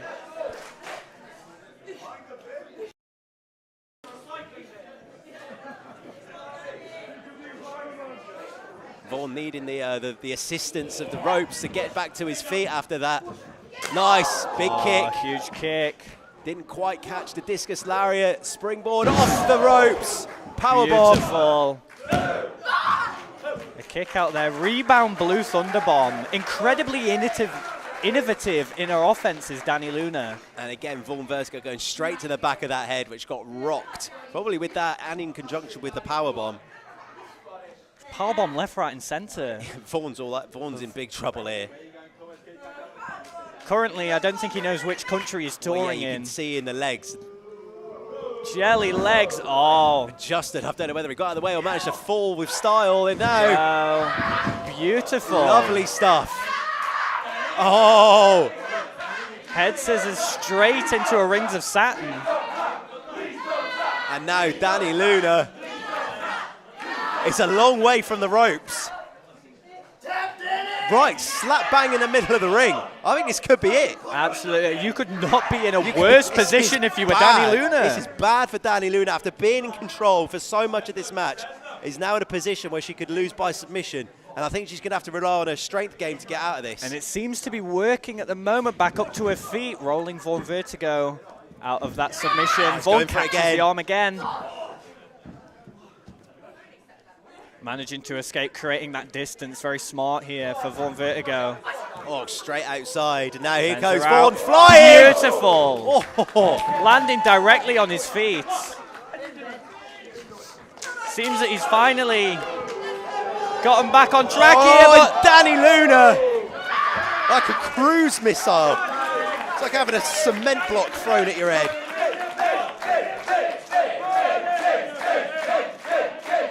Vaughn Virgo took his eye off the ball just momentarily. Maybe didn't believe that Dani Luna would have something like that in her locker, but she absolutely does. She comes. Half and half suplex. Vaughn Vertigo needs to capitalize now, though. He's finally back on the up. But he has taken the beating of a lifetime from Dani Luna. Referee Oscar Harding starting the count. Vaughn thinking, it might have been momentarily thinking pinfall, but then just think, I think I need something else here. It's been too long. Wait a second. And he's going for here the it bin. goes. The refuse container being brought back into play once more. Whoa, lid in the crowd. I appreciate that somebody's put a bag in there. What a way. Oh, hang on a minute. The bin has toppled. Mate, this bin. Well, the referee can't exactly dip his head into whoa, hey. Hey. That is one of the best referees in the business. You cannot put him in the bin. What is possessed Vaughn Vertigo here? Don't put referee Oscar Harding in the bin. He's one of the best this country's got. Oh, and a Pele kick. Hey, every time I think Vaughn Vertigo's taking his eye off the ball, he's proving me wrong. Beautiful there, up kick. Again, we said that Vaughn Vertigo needed an advantage of some description in this match. It looks like that he's got the edge psychologically. Rolling forward, we're back to even playing field here for both competitors. The bin out of the question, out of the ring. Oscar Harding safe, not currently in a bin.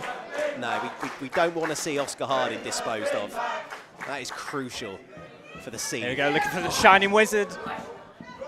Oh, big clothesline. Good night. 1, 2. Wow. I thought that must have been it. Huge kick out from Vaughn Vertigo. I think a lesser man would have thought that's a European tour for me. Ta-da, and just take the 3.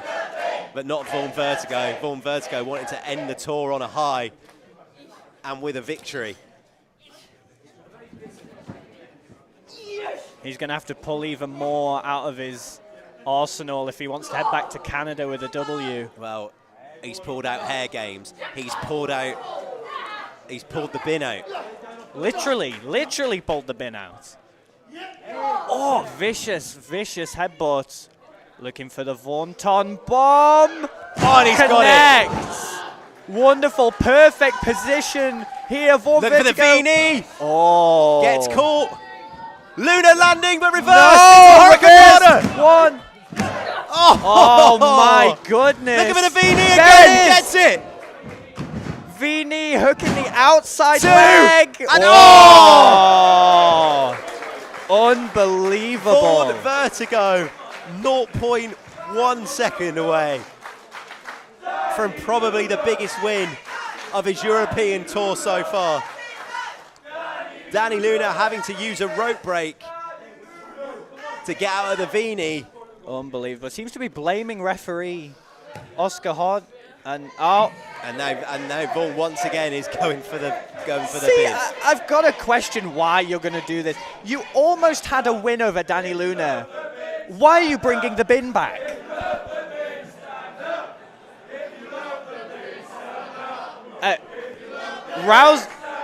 Rousing display of support for the bin from the crowd here. The bin is over like Rover. And Dani Luna! No, maybe Dani Luna is in the bin. Dani Luna is in the bin. Whoa. Wait on. Wait a second. Oh, Claymore into the bin. Technically did not hit him with the bin. Luna landing. 1, 2, 3. And that is it. Was that a plastic bag or Vaughan Vertigo's soul leaving his body? Vaughan Vertigo came to Attack Pro Wrestling to make a promise that he was going to put Dani Luna in the bin. He did that, but it still wasn't enough to secure victory in the main event of our first half at Feeling It. Unbelievable. What is Vaughan Vertigo going to say? Well, and now he's in the bin. Oh, yeah, great. Welcome back, Vaughan. How was your international tour? Oh, I spent it getting put in a bin. Geezer's finished it in the bin.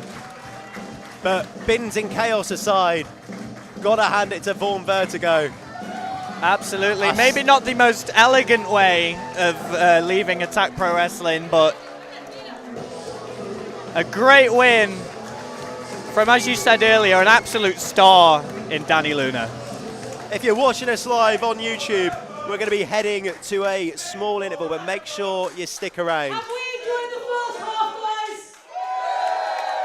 guys? If you're having a lovely time, share the stream on Twitter. Tell us about Attack. Tell everybody about Attack Pro Wrestling. What a lovely time you're having on Twitter and Instagram.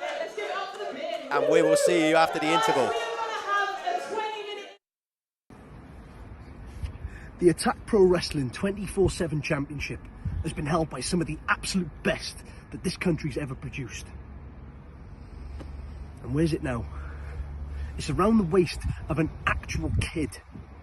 Now, Hudson, Josh Holly couldn't care less that you're having the time of your life as a champion. You're living your dream, because Josh Holly dreamt of becoming the 24/7 champion long before you were even born, Sunshine. Which is why I've been pestering Attack Pro management. I've been nagging them for a one-on-one match. Me and you, Sunshine. And guess what? They're not going to sanction it. They say it's not ethical. They say it's not legal. They don't think that Hudson should be in the ring with the Modern Classic. But what that means for you, boy, is that I've got to take matters into my own hands. So come this Saturday at Feeling This, Josh Holly is coming to ruin your little party. And if you've got any sort of integrity as a champion, you'd be there too, and you would face me like a man. But if you think for 1 second that Josh Holly's going to walk out without the 24/7 championship in hand, well, Hudson, little buddy, you can kiss my mullet.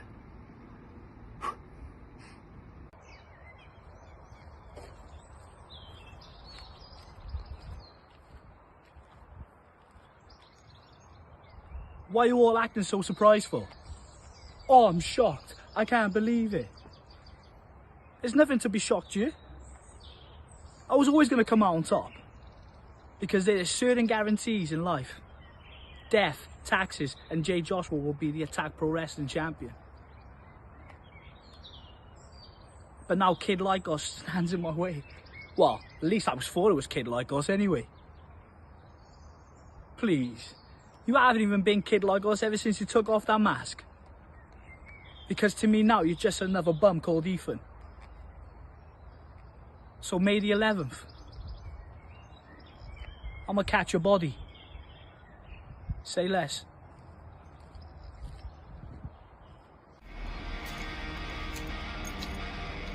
Let's talk Joshua. You wanted to know why everyone was so surprised that you started the Attack Pro Wrestling Championship. It's because you're not the standard that they expect of an Attack Pro Wrestling champion. I'm not going to pretend you haven't come on leaps and bounds in the ring since I first met you, but to just change your attitude and project that you're Attack Pro Wrestling Championship material, it's fake. You can all see through it. So talk about your 3 guarantees in life and all the other cliches you want to hit. But this bum called Ethan has been a cornerstone of this team for years. This bum carried this team during its big boom period. This bum is at a level you couldn't even dream of reaching. You're not fit to lace my boots, let alone stand across from me in the ring wearing them. So May 11th, you're not catching a body, I'm catching an Attack Pro Wrestling Championship. And that surprised look on everyone's face is getting replaced with joy as I stand there, the Attack Pro Wrestling Champion.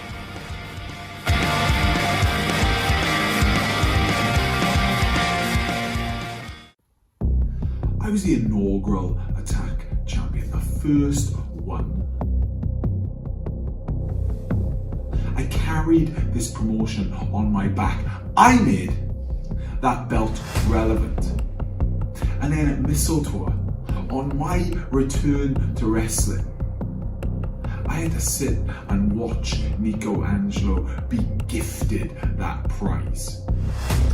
First, by that parasite Nino Bryant, when he gave him his one apart. And then when Nico still wasn't good enough to get the job done, Elijah comes along and hands him his title opportunity. On a silver platter. I thought you knew better. Now, I thought I had taught you better.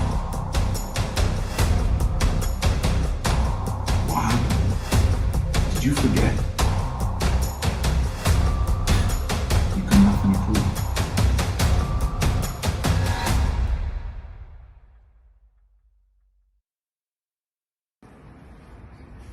The Attack Pro Wrestling 24/7 Championship has been held by some of the absolute best that this country's ever produced. And where's it now? It's around the waist of an actual kid. Now Hudson, Josh Holly couldn't care less that you're having the time of your life as a champion. You're living your dream because Josh Holly dreamt of becoming the 24/7 champion long before you were even born, Sunshine. Which is why I've been pestering Attack Pro management. I've been nagging them for a one-on-one match. Me and you, Sunshine. And guess what? They're not going to sanction it. They say it's not ethical. They say it's not legal. They don't think that Hudson should be in the ring with the Modern Classic.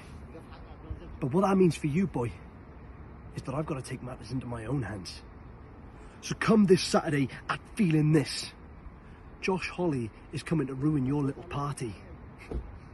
And if you've got any sort of integrity as a champion, you'd be there too, and you would face me like a man. But if you think for 1 second that Josh Holly's going to walk out without the 24/7 championship in hand, well, Hudson, little buddy, you can kiss my mullet.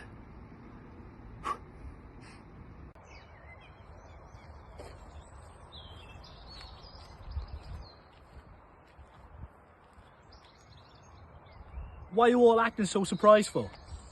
Oh, I'm shocked. I can't believe it. There's nothing to be shocked, you.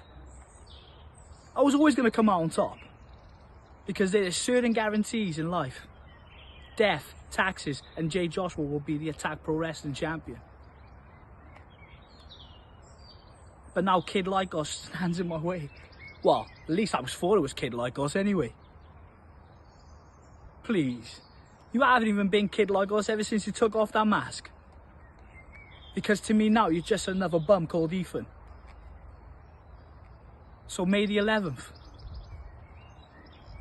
I'm gonna catch your body. Say less.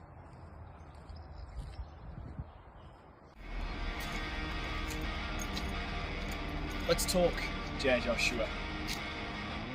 You wanted to know why everyone was so surprised that you started the Attack Pro Wrestling Championship. It's because you're not the standard that they expect of an Attack Pro Wrestling champion. I'm not going to pretend you haven't come on leaps and bounds in the ring since I first met you, but to just change your attitude and project that you're Attack Pro Wrestling Championship material, it's fake, you can all see through it. So talk about your 3 guarantees in life and all the other cliches you want to hit. The Attack Pro Wrestling 24/7 Championship has been held by some of the absolute best that this country's ever produced. And where's it now? It's around the waist of an actual kid.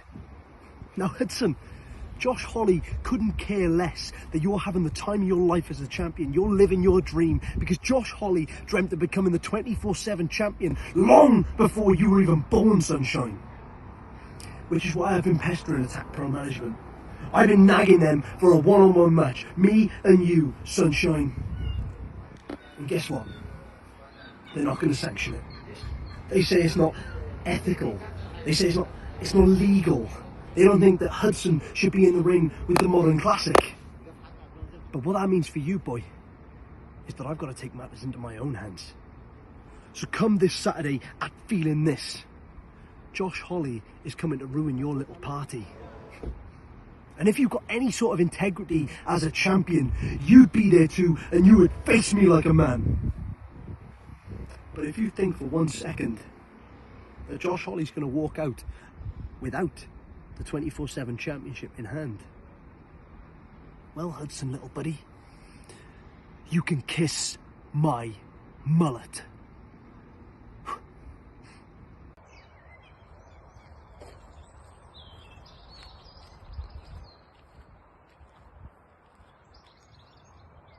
Why are you all acting so surprised for? Oh, I'm shocked. I can't believe it. There's nothing to be shocked, you. I was always going to come out on top. Because there are certain guarantees in life. Death, taxes, and Jay Joshua will be the Attack Pro Wrestling champion. But now Kid Like Us stands in my way. Well, at least I was thought it was Kid Like Us anyway. Please. You haven't even been Kid Like Us ever since you took off that mask. Because to me now, you're just another bum called Ethan. So May the 11th, I'm gonna catch your body. Say less.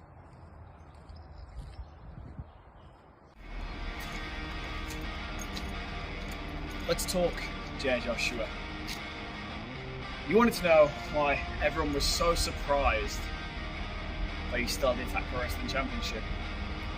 It's because you're not the standard that they expect of an Attack Pro Wrestling champion. I'm not going to pretend you haven't come on leaps and bounds in the ring since I first met you, but to just change your attitude and project that you're Attack Pro Wrestling Championship material, it's fake, you can all see through it. So talk about your 3 guarantees in life and all the other cliches you want to hit, but this bum called Ethan has been a cornerstone of this team for years. This bum carried this team during its big boom period. And this bum is at a level you couldn't even dream of reaching. You're not fit to lace my boots, let alone stand across from me in the ring wearing them. So May 11th, you're not catching a body, I'm catching Attack Pro Wrestling Championship. And that surprised look on everyone's face is getting replaced with joy as I stand there, the Attack Pro Wrestling Champion.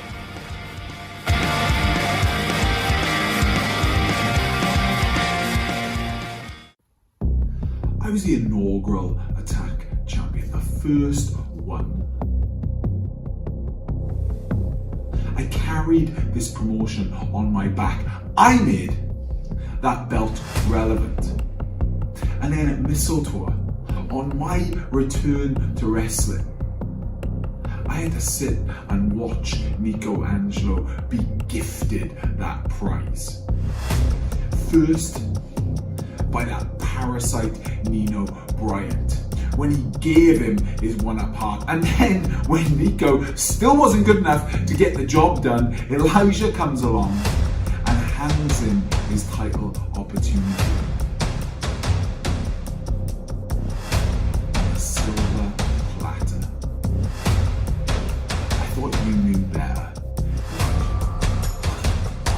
I thought I had taught you better. What happened? Did you forget? You can nothing prove.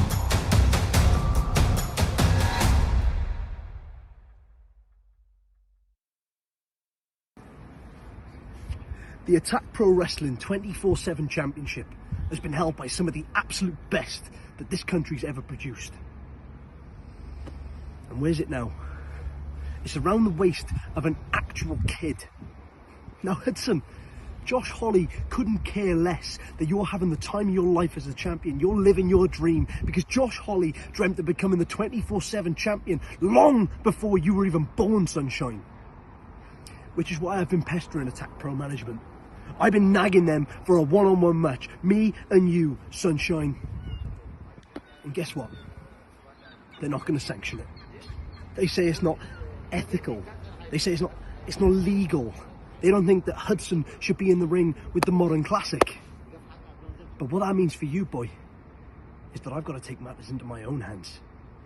So come this Saturday at Feeling This, Josh Holly is coming to ruin your little party. And if you've got any sort of integrity as a champion, you'd be there too, and you would face me like a man.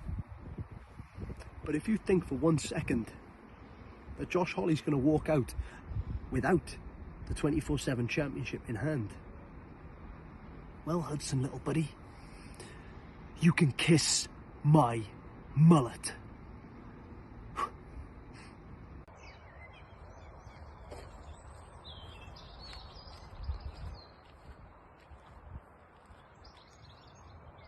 Why are you all acting so surprised for? Oh, I'm shocked. I can't believe it. There's nothing to be shocked, you. I was always going to come out on top. Because there are certain guarantees in life. Death, taxes, and Jay Joshua will be the Attack Pro Wrestling champion. But now Kid Like Us stands in my way. Well, at least I was thought it was Kid Like Us anyway. Please. You haven't even been Kid Like Us ever since you took off that mask. Because to me now, you're just another bum called Ethan. So May the 11th, I'm gonna catch your body. Say less.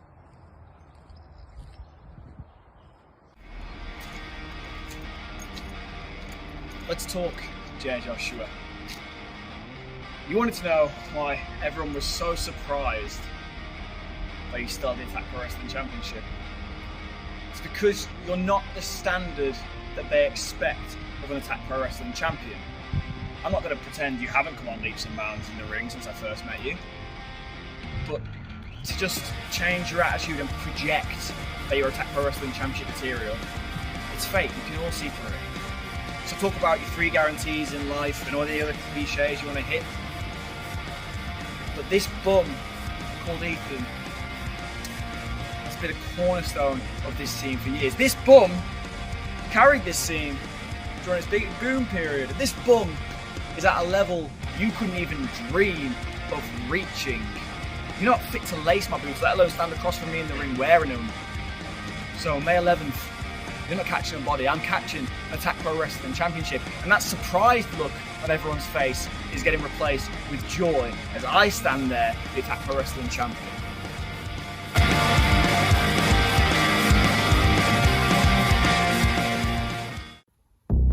I was the inaugural Attack champion, the first one. I carried this promotion on my back. I made that belt relevant. And then at Mistletoe, on my return to wrestling, I had to sit and watch Nico Angelo be gifted that prize. First, by that parasite Nino Bryant, when he gave him his one apart, and then when Nico still wasn't good enough to get the job done, Elijah comes along and hands him his title opportunity. On a silver platter. I thought you knew better. Now, I thought I had taught you better. What happened? Did you forget? You got nothing to prove.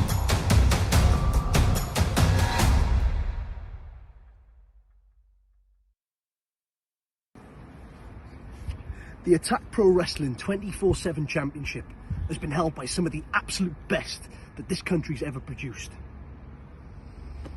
And where's it now? It's around the waist of an actual kid.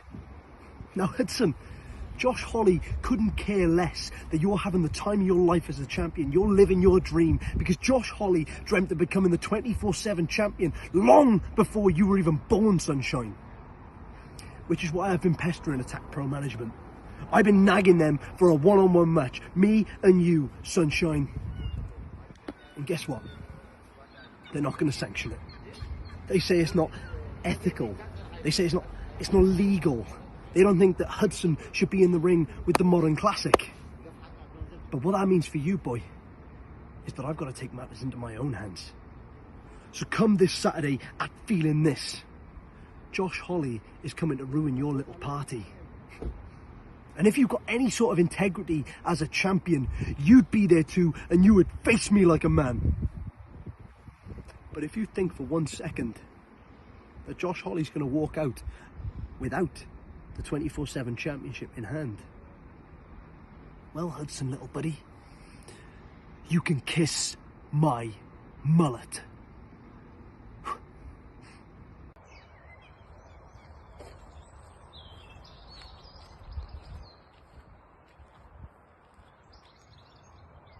Why are you all acting so surprised for? Oh, I'm shocked. I can't believe it. There's nothing to be shocked, you. I was always going to come out on top. Because there are certain guarantees in life. Death, taxes, and Jay Joshua will be the Attack Pro Wrestling champion. But now Kid Like Us stands in my way. Well, at least I was thought it was Kid Like Us anyway. Please. You haven't even been Kid Like Us ever since you took off that mask. Because to me now, you're just another bum called Ethan. So May the 11th, I'm gonna catch your body. Say less.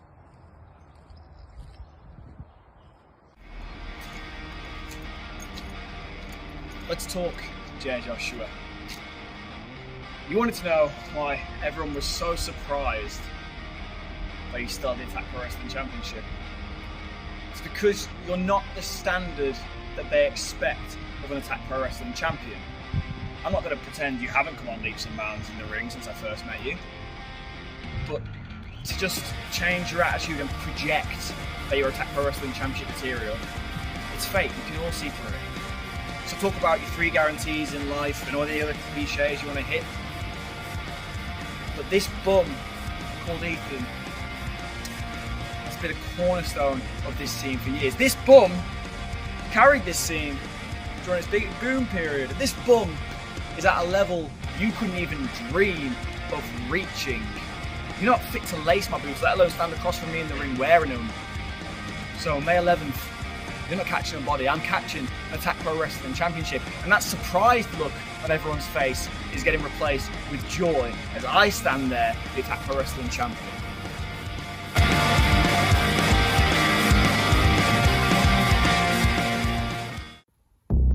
I was the inaugural Attack champion, the first one.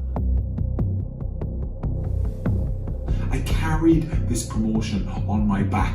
I made that belt relevant. And then at Mistletoe, on my return to wrestling, I had to sit and watch Nico Angelo be gifted that prize.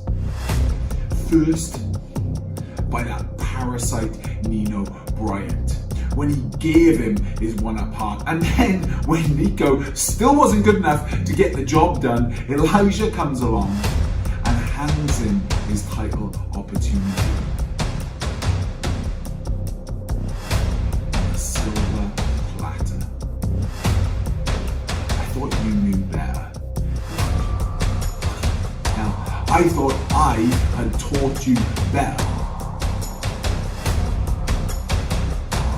What happened? Did you forget? You come off any proof.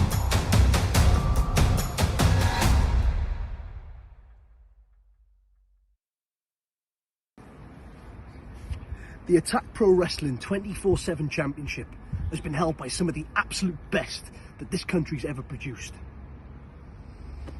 And where's it now? It's around the waist of an actual kid. Now Hudson, Josh Holly couldn't care less that you're having the time of your life as a champion. You're living your dream because Josh Holly dreamt of becoming the 24/7 champion long before you were even born, Sunshine. Which is why I've been pestering Attack Pro management. I've been nagging them for a one-on-one match. Me and you, Sunshine. And guess what? They're not going to sanction it. They say it's not ethical. They say it's not legal. They don't think that Hudson should be in the ring with the Modern Classic. But what that means for you, boy, is that I've got to take matters into my own hands. So come this Saturday at Feeling This. Josh Holly is coming to ruin your little party.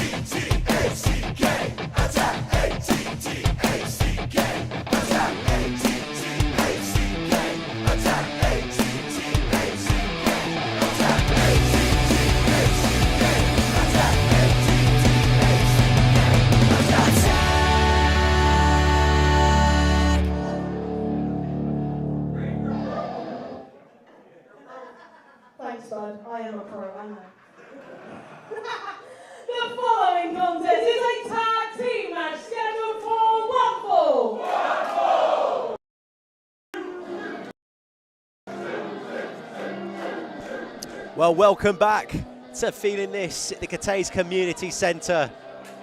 After, well, first half, I don't think any of us are going to forget in a hurry. Mainly courtesy of this man.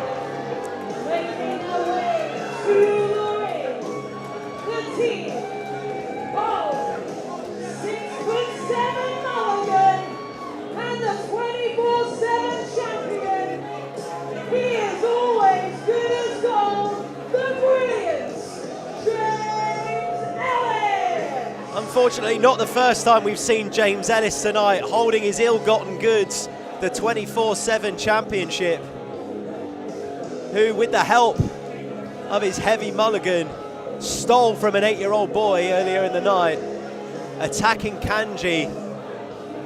James Ellis securing a chokeslam from Mulligan for the cool price of a tenner.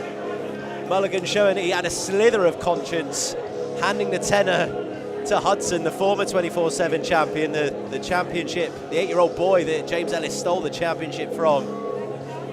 And then in one of the most heartwarming, genuinely mad heartwarming moments I've ever seen in wrestling, Hudson then just voluntarily gifted that tenner to Kanji, who valiantly fought on his behalf. Already at ringside, it's Ring Crew Express! And we're seeing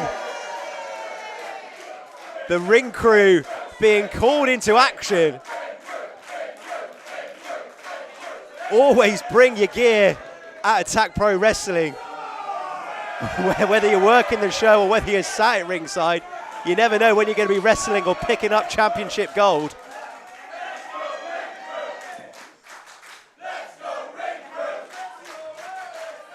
Now Alex Vaughan and Kurt Atlas with a big opportunity against James Ellis and Mulligan.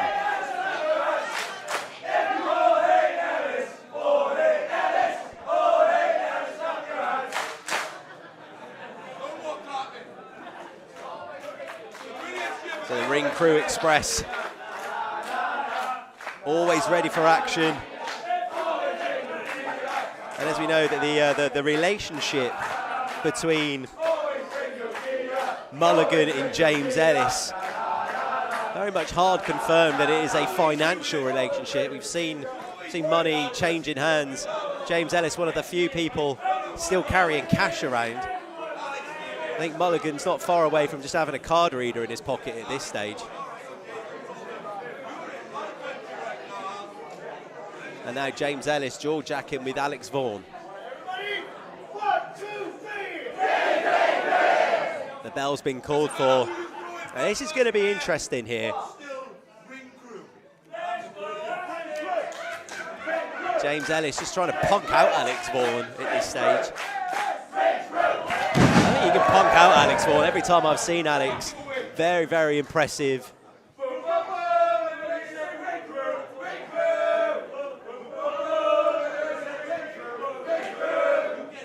And then you've got the big man, Curtis Atlas.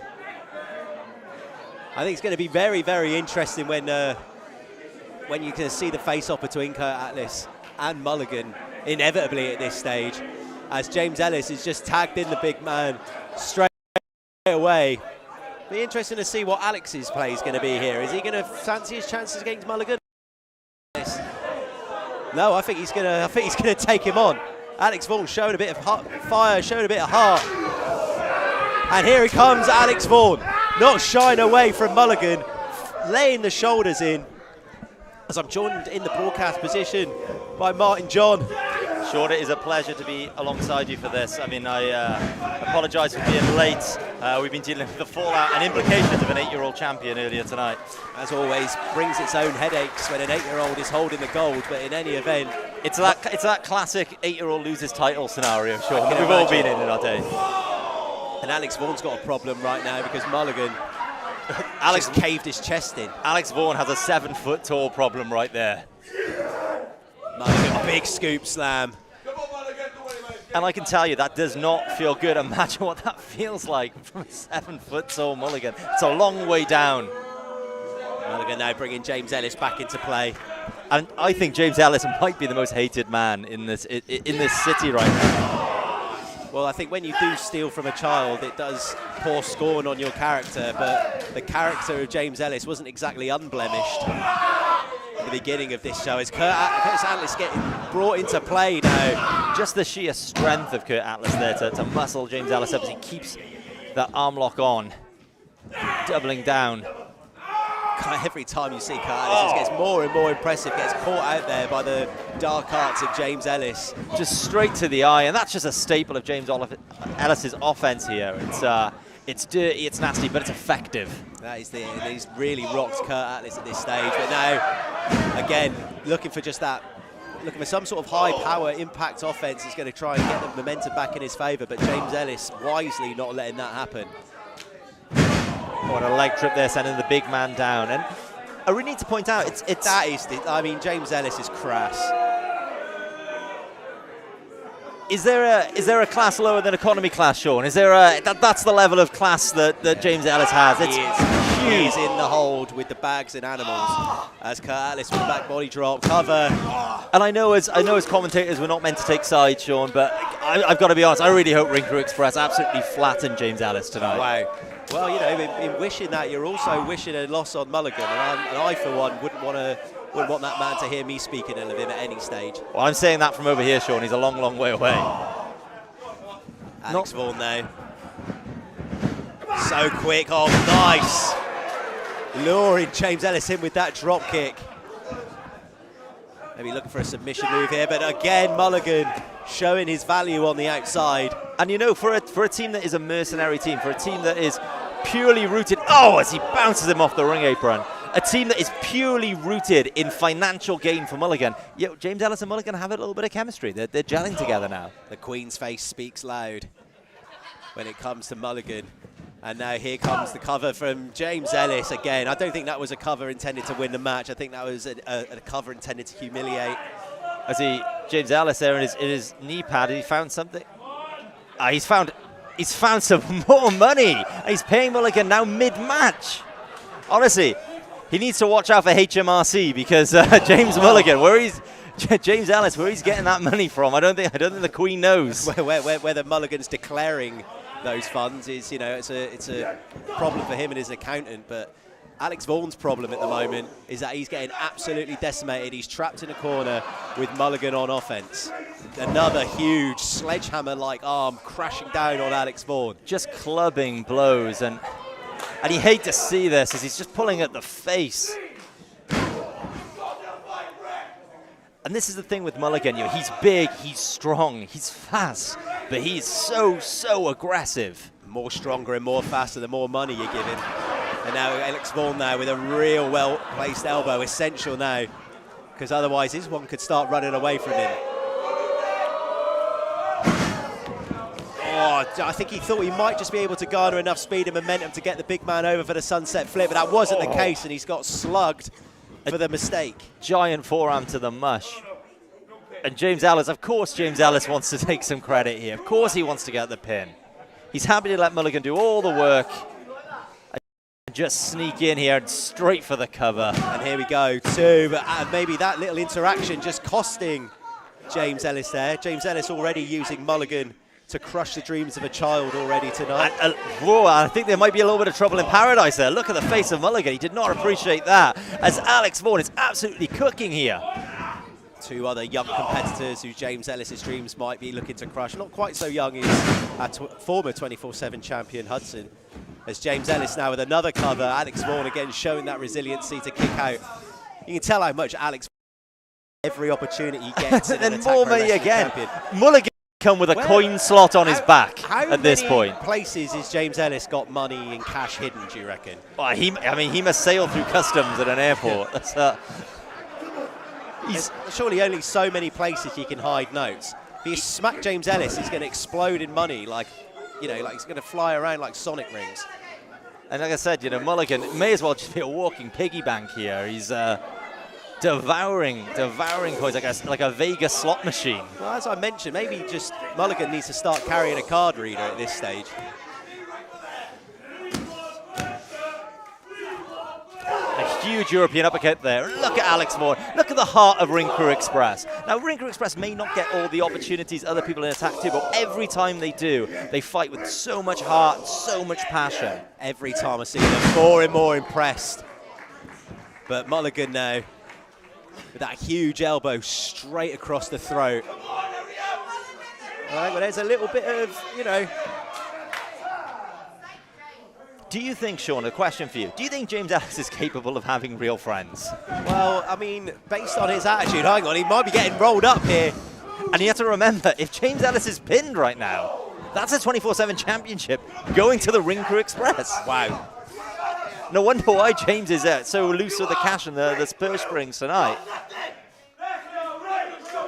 Kurt Atlas has been knocked off the apron, favouring his ankle there. We just hope that that's nothing serious. And that is a huge detriment to the Ring Crew Express here, because when Kurt Atlas gets... Wait, how long? Is that a broom? James Ellis has a broom.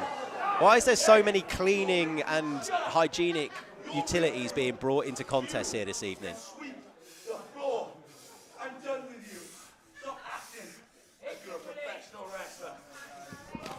Oh!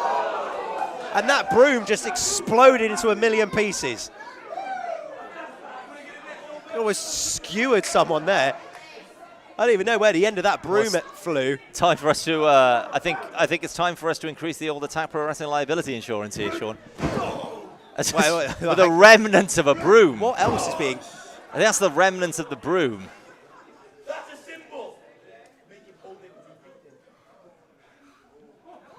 And what's James Ellis trying to do? What's the point? He's just trying to humiliate Alex Vaughan James here. Ellis is just trying to create a wrestling Rembrandt here with its symbolism, and now he's now unwittingly gifted Alex Vaughan an opportunity to win something here, and has now just slung the broom across the cranium of Mulligan, and that broom is one of the most dangerous things right now. Almost turned Mulligan into a 7-foot-tall shish kebab there. I think it almost turned the photographer into a... I'll have that on some pita and some salad and garlic mayo, please, Sean. As Mulligan, and you never see this, Mulligan is crawling to James Ellis. Well, yeah, he's just been smashed in the head with a broom handle, and now in comes Curtis Atlas. And there's the big train is rolling now. Oh, and look at Curtis Atlas, absolutely firing up. God.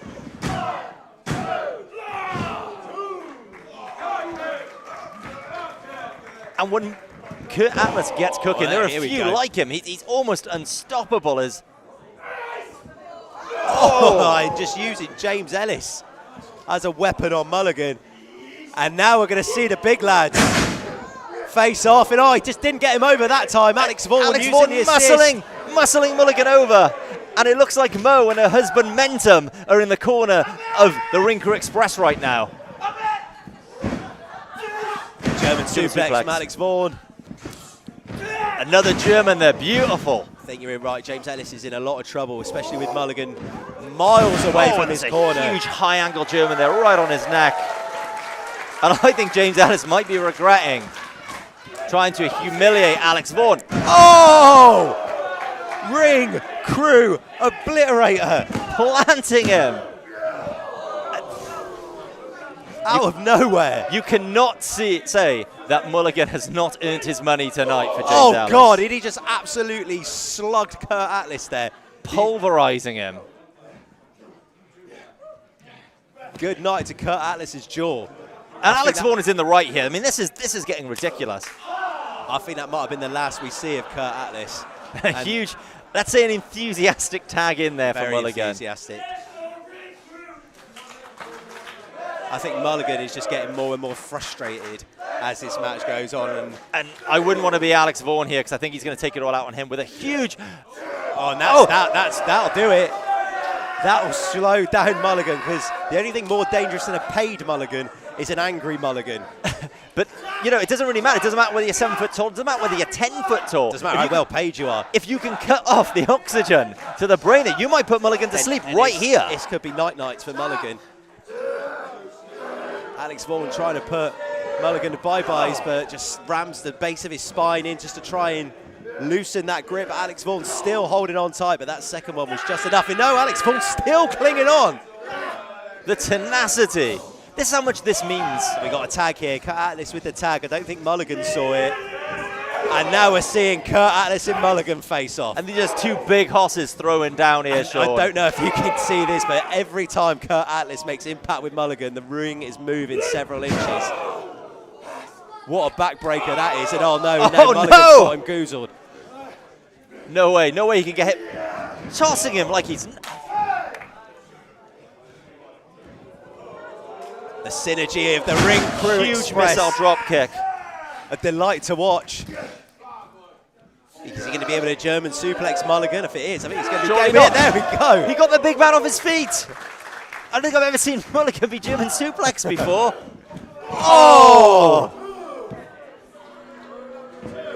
And Kurt Atlas trying to block James Ellis making the save, but oh now this broom handle's being brought in. I think can we get rid of the broom handle at this stage? Because it is just a danger to absolutely everybody. And the sleeper again. James Ellis, I think, just going for the eyes. And that's the staple of James Ellis. He's a cockroach, Sean. Oh, Jesus, hang on.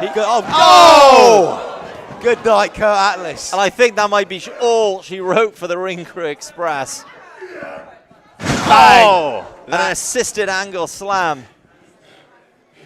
And Mulligan has it.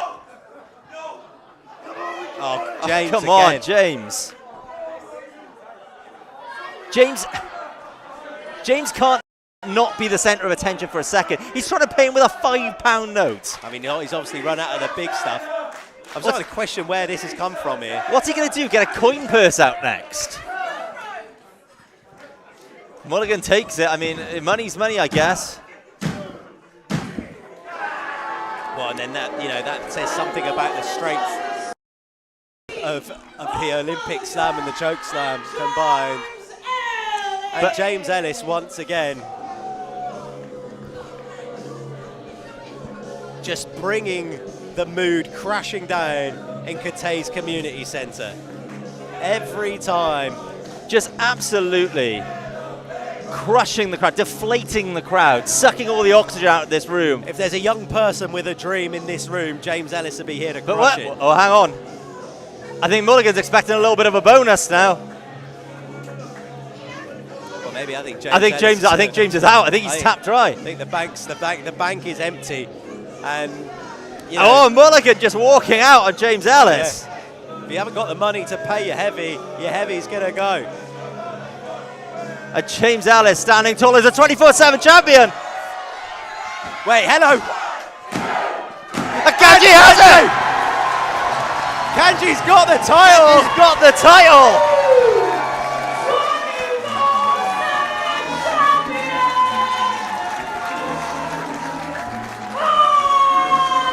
And this, wait, hang on a second. Is Kanji just won the title on behalf of Hudson? Hudson's the champ. Hudson's the champ again! The champion of Cardiff's children, Kanji, has just handed the gold to Hudson. And James Ellis is beside himself. And Kanji's disappeared. And James Ellis can't believe what he's just seen. Is absolutely irate. And Hudson is once again your 24/7 champion. Good things happen to good people at Attack Pro Wrestling, Sean.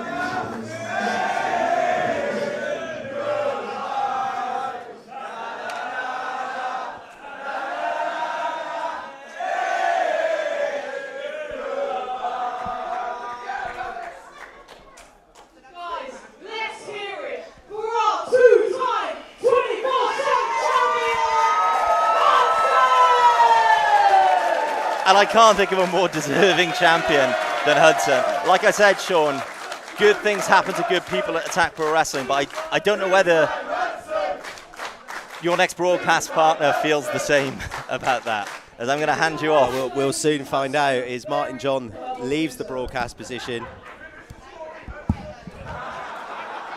And I'm now joined by the holder of the one-up heart, victorious earlier in the evening.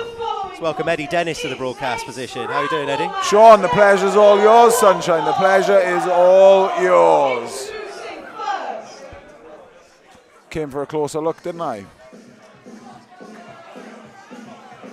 So heading into the scramble match. The victory not lightening the mood of my broadcast partner. And I don't know if the Sunflowers are going to either. His father and Sunflower make their way to the ring. What are you talking about, father and Sunflower? It's two virgins with masks on. Well, I've been told, I'm under the impression that these sentient sunflowers from a farm in Ohio. Don't insult my intelligence. Don't insult the intelligence of this audience. This is the problem that has always existed in Attack Pro Wrestling. This is the reason why we are still performing in front of the same people. This nonsense. This does not fill arenas. Well, this fills community centres. Well, the people in the community centre at the moment good for enjoy the them. presence of Father and Sunflower. Good for them.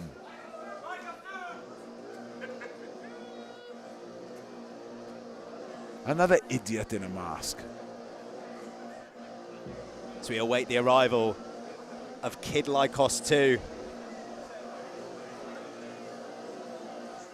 Seems like it's Sonny the Sunflower of the Sunflowers that is going to be participating in this contest. And now here comes Kid Lycos 2.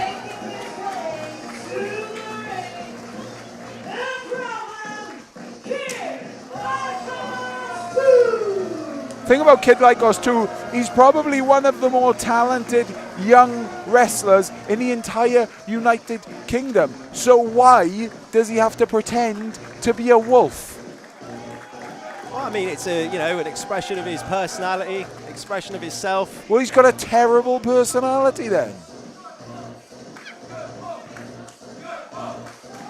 Whether mask or not, you can't deny the talent of Kid Lycos 2. Did I deny his talent? No, absolutely not. Best young talent in the United Kingdom. Speaking of which, someone who's going to be looking to make an impact in Attack Pro Wrestling. Now then, here's a guy who's got something about him. What you said about a closer look at this match, who, you obviously not a fan of the Sunflowers, maybe not a fan of Kid Lycos 2. Harrison Bennett has a lot of virtuous qualities, I think, actually. I wrestled him here last month. I beat him. Yeah. But I mean, that doesn't mean that you're not a world-talented wrestler if Eddie Dennis beats you, really, does it? Is that? I once pinned Chris Hero. Is that something that you saw in Elijah earlier when you were wrestling with Elijah? Was there something? Listen. You don't need to worry about mine and Elijah's relationship. You don't need to worry about what I had to say to Elijah after that match. I have known Elijah for many years. Long before you had anything to do with this promotion, young man. I was running this building with Elijah, and maybe if you guys aren't careful, me and Elijah will run this venue again. Well, in any event, Harrison Bennett in the ring. Or maybe we won't. Well, it's something that we've got a keen eye on. Obviously, the words that were exchanged at the end of your match. Who's to say nothing approved means anything other than the man who has been wrestling for 15 years, is world-travelled, is the most respected professional wrestler to ever come out of Wales, has nothing to prove. It might just begin and end there. It might have nothing to do with a group of people. Because quite frankly, the only person who has nothing to prove is me.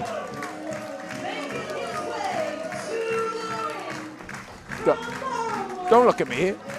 Don't look at me. Well, Nino Bryant making his way to the ring. He's got a look of concern on his face. Looks like an angry little boy, doesn't he?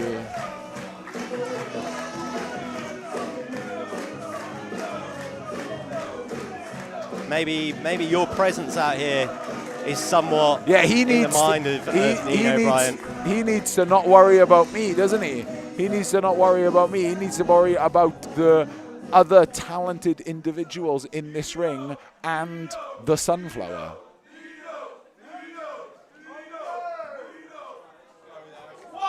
Nino looks shook about something. I was going to say, Nino usually comes out here buoyant, usually comes out here excited, but there's something on his mind here. Yeah.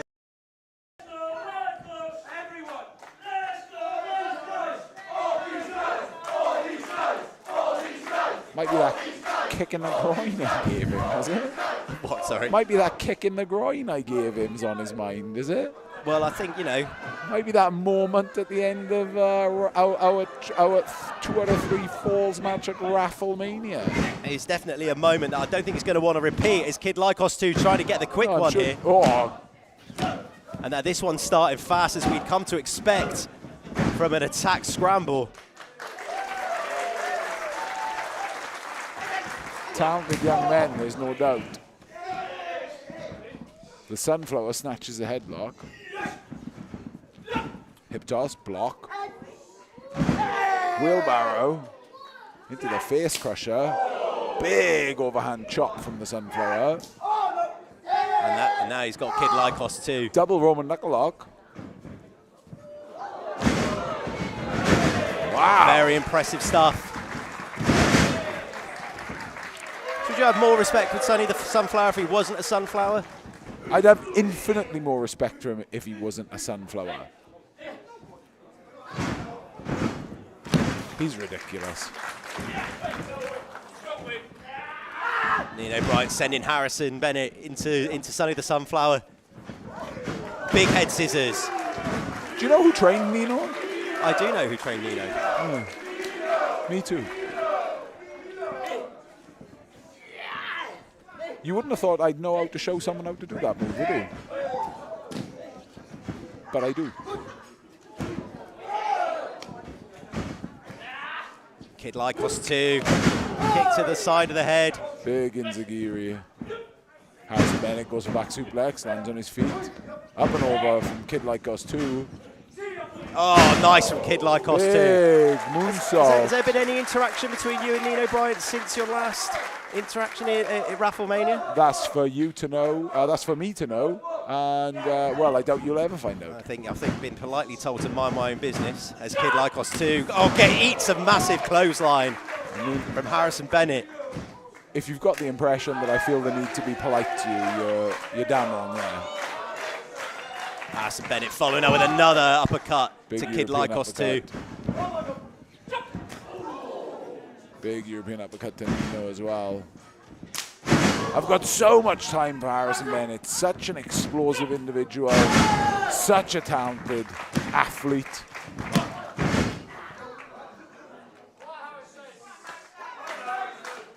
Harrison Bennett with, I'd say, his best days in front of him at Attack Pro Wrestling. A win here. Oh, absolutely. Build a huge amount of momentum. Takes an Inzaguri from Kid Lycos 2. And it's now sent to the outside. Might be looking for a dive here. And now here comes Sonny the Sunflower. And Sonny the Sunflower starts to fly. Big tope suicida. Oh, and Kid Lycos 2 takes out we say the entire field, but now here comes Nino Bryant. Nino can fly. I experienced it firsthand on more than one occasion. Bing boing. Oh! And now the entire field is wiped out. Except for Nino, perhaps. Yet to see Nino get to his feet from oh, and he's up. Sonny the Sunflower thrown back in. Nino opting to also get Harrison Bennett back in the ring. Might have wanted to just try and get the pinfall on the Sunflower and leave Bennett on the outside. Do you not think? Well, that would have been my first instinct, but I'm sure Nino Bryant is a smarter man than me when it comes to the wrestling ring. And he's got something up his sleeve here. Whoosh, got a drop kick in the corner up his sleeve. Stopped by Lycos 2.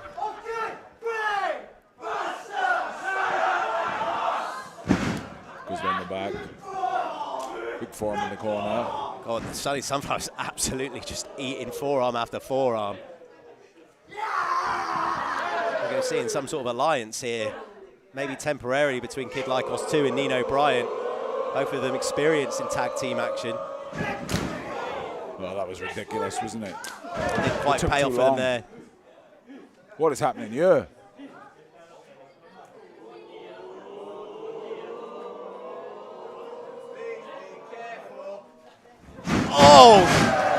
Stereo springboard Hurricane Ranas from Nino and Kid Lycos 2. What a destroyer! But the momentum and the adrenaline, I think, just managed to get Kid Lycos 2 over the line to deliver a soccer ball kick to the Nino Bryant jaw. Yeah, unbelievable when you can ride the momentum of landing on your dome like that into a kick. That's what I'm saying about Lycos 2, you know. If he just focused and was a little bit more serious. I mean, he's a guy who's got nothing to prove. If you catch my drift. I sort of read between the lines here.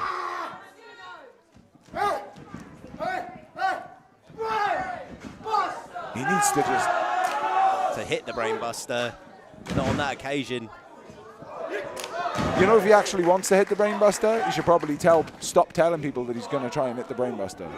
Oh, and there's a huge crescent kick from Nino Bryant. Blink and you'll miss it. Oh, we going boing. Oh, what a shot from Harrison Bennett. Oh! I think Harrison Bennett very much proving every word that you've said about him in this match correct here. He is flying. He is Look at this explosive phenomenal. offense. This is huge. With the Sunflowers behind him. And Harrison Bennett spotting it and catches him with the strength. Good Lord, strong boy. Experience that. That sucks. Nino Bryant making the save. I mean, Harrison Bennett, arguably the MVP of this match, but can he cement it with a victory? Again, wisely just taking a breather on the outside. Like us two, maybe going for that chord red he likes. We're going boing again. Oh, pays it off. If at first you don't succeed, try and try again. I think Kid Lycos might have landed on his dome. Landed on his head there. Looks that way. The kick rotated him. Looking for a German suplex here, Nino. Blocked. Great shot to the back by Nino. I definitely taught him that one. Could be looking for this new move. First delivered it to Mark Andrews. Death Valley driver from Lycos 2. Here's Bino again.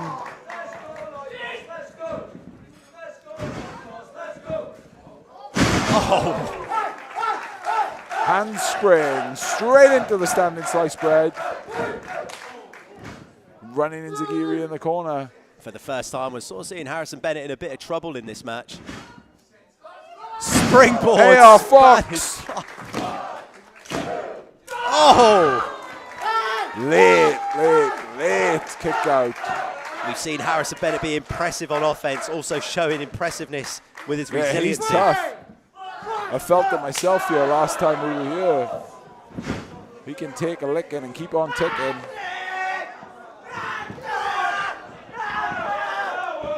Ugh. This Sunflower.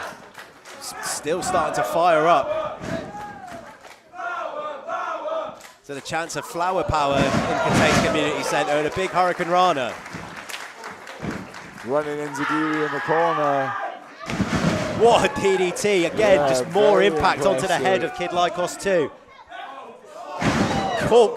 Nino Bryant coming in.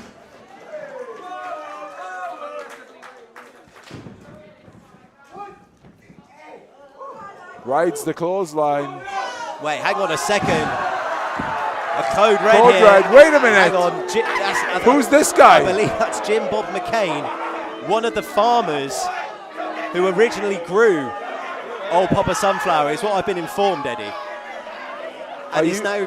Are you serious? This is what I'm relaying the information that That I've been man told. grew that other man. That man grew that sunflower, and that's why he's taking him back to the farm in Iowa.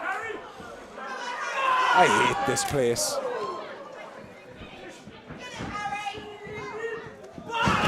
Big lariat. We've now lost Sonny the Sunflower from this match. As Nino Bryant with a Springboard Hurricane Rana. And the winner of this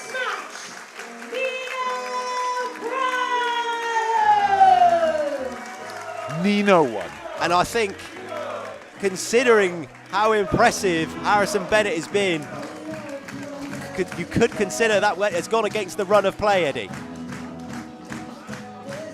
I think it was slightly distracted by the kidnapping of the sunflower, which I don't think was to your tastes. I'll tell you what's not to my taste. That ungrateful parasite, Nino Bryant, winning again. Well, whatever was on Nino Yeah, Bryant's smack mind, him in the well, here you face. go. Smack him in the face, Bennett.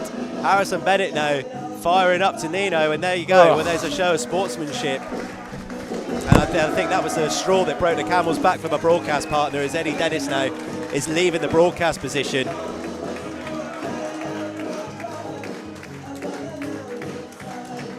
But Nino Bryant stands tall in the Attack Pro Wrestling Scramble.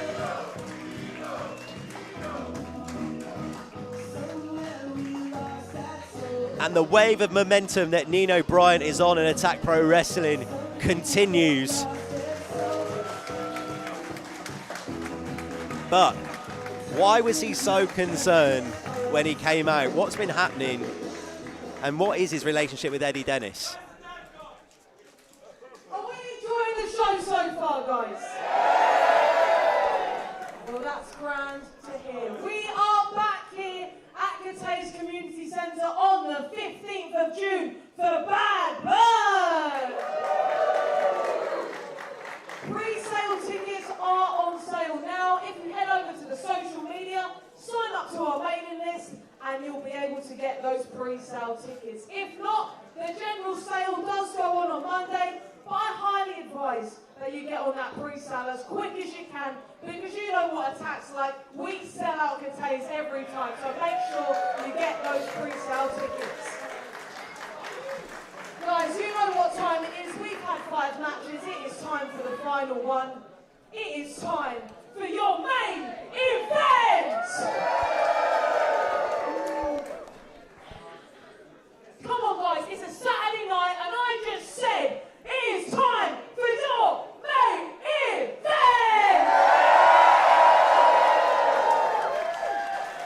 Can we have the competitors to the ring, please? Well, here we go. It's the reason why we're all here, the Attack Pro Wrestling Championship on the line, as I'm joined by my final broadcast partner in the main event commentary position. It's Dani Luna. Welcome Hello, along. Sean, my friend. It's only right that I sit in the main event commentary position. And I'm hoping you're in a better mood and going to bring some more brightness than Eddie Dennis did in his stint in commentary, because he was in a bad mood. Is he a grumpy boy? He wasn't happy. But here comes Kid Lycos. Big night for Kid Lycos. Could Kid Lycos be walking out of Cathays Community Centre as Attack Pro Wrestling Champion?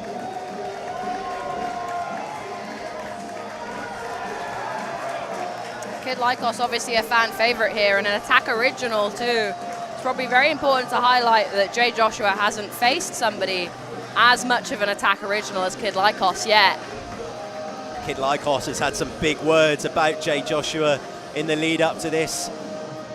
Says that Jay Joshua isn't a worthy Attack Pro Wrestling champion, that the Attack Pro Wrestling fans don't buy him as his champion. Do you think that's just mind games, or do you think Kid Lycos might be slightly underestimating the champion? I mean, I think it's good to back yourself in any competition, but I wouldn't be underestimating the week, to be honest. Absolutely not. But hey, maybe he's manifesting it. Maybe, you know? maybe so. Maybe that. I mean, you're going to need some sort of extra strategy against Jay Joshua.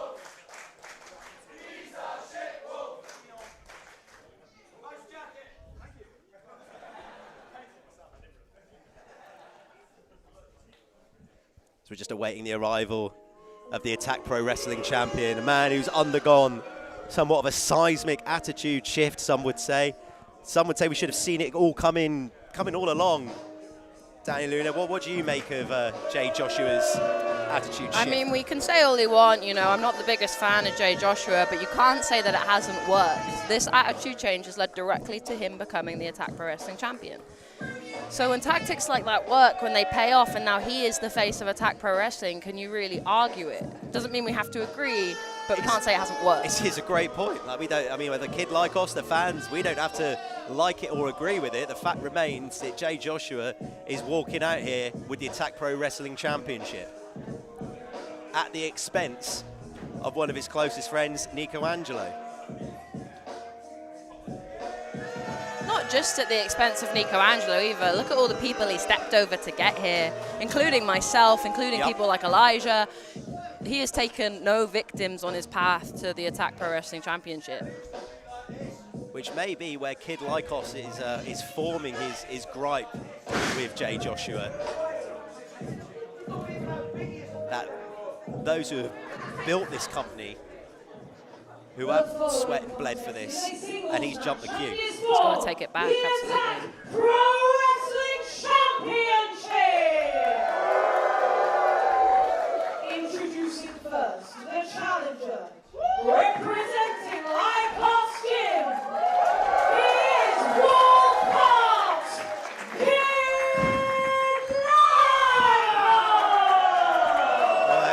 It's a little bit of physicality already here before the Hold bell's it down, even boys. rung. Wait for the bell. And his opponent, he is sicker than your average, and reigning and defending Attack Pro Wrestling Champion, Jay Joshua! It's a resounding negative reaction to Joshua. Absolutely, and a resounding positive reaction for Kid Lycos. You can't help but think that's just going to fuel Jay Joshua even more into this hatred that he has for Attack Pro Wrestling and its fans and its fellow roster members. You know, he's got a real chip on his shoulder at the moment. Do you think it was a personality shift, or did he just hate us all along? Maybe he just hates us. Maybe he was playing the game. Yeah. But that's the thing, like, the Attack Pro Wrestling faithful, they love Jay Joshua, and everyone was so let down when he felt like he had to do that to become the champion. And it's such a sad kind of turn of events to see someone that, you know, someone I considered a friend, someone I think a lot of us considered a friend, someone these fans probably considered a friend. I think a lot of people felt suckered in by Jay Joshua, lured in by the big smile, the big personality, and the good music. Yeah, definitely the good music. But then you strip all that away, and Jay Joshua still has the Attack Pro Wrestling Championship. Absolutely. But this is a big test for Jay Joshua. He wants to cement himself as a real Attack Pro Wrestling champion. A victory over someone like Kid Lycos is going to be on his way to do that. But Kid Lycos as an Attack Pro Wrestling original, and also imagine this place, if Kid Lycos could pin Jay Joshua to the mat 1, 2, 3. Wow, the place would explode. And how would that just completely change the dynamic of the main event scene in Attack Pro Wrestling as well? Well, we've seen unexpected things already happen tonight. We've seen an 8-year-old win and lose the 24/7 championship. I put Vaughn Vertigo in a bin. You put Vaughn Vertigo in a bin. Very much. Jay Joshua taking his time. Oh, misses the chop. Kid Lycos lighting him up now. Jay Joshua shoot off from the headlock. Oh, and that's big a huge tackle. shoulder block. And again. And again. Huge three. Huge shoulder tackles. Kid Lycos nips up. Big knee. Going for that brain buster. Oh, the spinning heel kick of Jay Joshua, so lethal. Oh! Kick to the leg. God, you heard the impact on that quad so early. Hurricane Rana. Huge. Kid Lycos in control early on here. Well, if you had a critical hit on the vertical base of Jay Joshua early in the match, it's going to put you in a real good place. And I think Kid Lycos has sussed that out straight away and is going straight for the leg. Absolutely. That's what you got to do. You got to chop down a man like Jay Joshua. Especially when that spinning heel kick is such an important part of his arsenal. Negate that part of Jay Joshua's offense. It'll be a key to victory.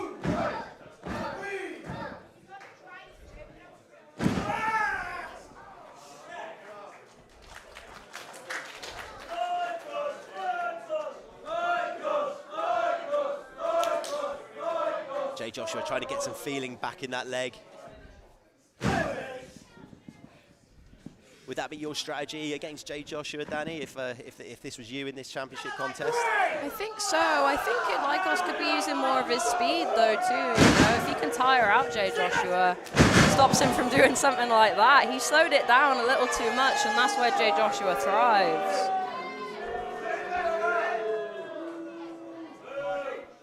See how easy it was for him to regain control of this match.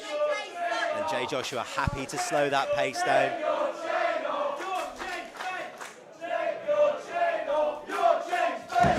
Had that time to just recover, get himself back into the mix, plan his next move. Oh, low bridge from Kid Smart Lycos. from Kid Lycos. Jay Joshua managed to land on the apron. Huge drop kick. Kid Lycos flying in there, sending Jay Joshua to the outside. And I think the front row have got an idea of what might be coming. Way, please. I don't think Jay Joshua knows what's going on at all after that drop kick. Goes for the super Maybe he kick. does. Oh, Jay Joshua going for that. Huge oh, you don't want that on the apron. Back suplex on the apron, but Jay Joshua is not done. Huge sidewise suplex on the floor. God. Disgusting. Senton on the floor. That can't be good for anyone. Jay Joshua has cemented his place in the leader of this match. I think you're going to need a spatula to try and get Kid Lycos back into the ring at this stage. We're not seeing any sign of life from our vantage point. And I think Jay Joshua would be happy to take a count-out victory. Oh, there. absolutely. That's the sort of man he is. He's made his point. He's happy to go home now. So again, I think, I don't think Jay Joshua is phased by these claims that, he's not a real Attack Pro Wrestling champion. He doesn't deliver the caliber of performances expected from an Attack Pro Wrestling champion. I don't think he cares. I think he just wants to hold the championship for as long as possible. Absolutely. If he's the man, he's got that belt around his waist. You can't, the amount of star ratings the match gets doesn't really matter to him if he's the winner in the end. You don't get bonus money for bangers. Absolutely. I think Jay Joshua understands this. But when a championship is around your waist, that's where the cash lives. But it's also when you get cocky. If you're the best of all these people, you start to believe you are the best, and you can drop that way. We've got to hope that Jay Joshua knows what he's getting himself in for. I think that might be a strategy for Kid Lycos. Wait for Jay Joshua to make a mistake. I mean, a mistake's been made here because his dome's getting absolutely pounded.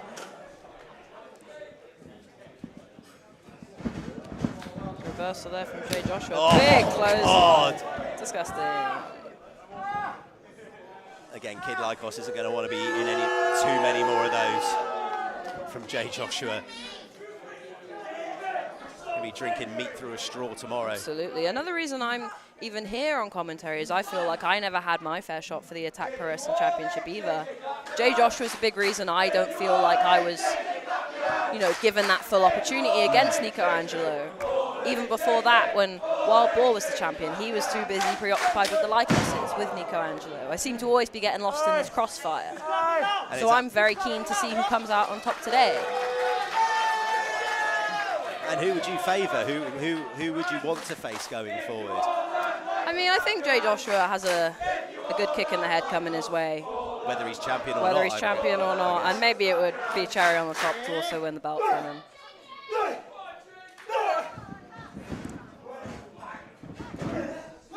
Oh, that chop sent Kid Lycos flying off his feet into the corner. And we've seen this from Jay Joshua before. This is the strength I'm talking Kid about. Lycos slides behind Schoolboy here. And you said we've seen it before. I think Kid Lycos probably would have had that scouted, would have been studying it going into this one. Oh, disgusting! Huge kick to the back.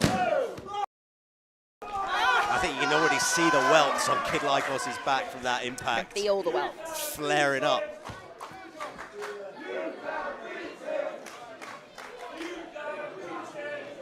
Fans already sold on the fact that Jay Joshua can't beat Kid Lycos even this early on in the contest.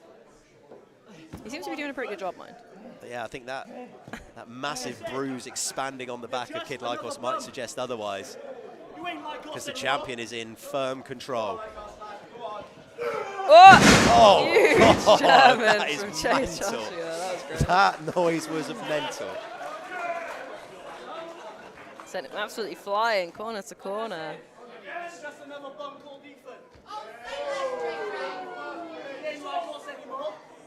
Jay Joshua echoing what he stated on social media, that since Kid Lycos has lost the mask, he's just a bum called Ethan. Again, is that mind games or just underestimating the challenger? Maybe a little bit of both. Oh, another huge German. Oh, good idea, Kid Lycos. Roll out of there. I think I'd suggest since Kid Lycos has lost the mask, he's gained momentum and been more dangerous than ever. That's just my opinion. I definitely feel like he's got this newfound passion for everything he's doing. You know, there seems to be a lot more kind of oomph behind everything that Kid Lycos does nowadays. Maybe that is just honestly having that face-to-face connection with the fans for once in his whole career. Every time I feel like I'm sat at this broadcast position, Kid Lycos is in and around the main event picture.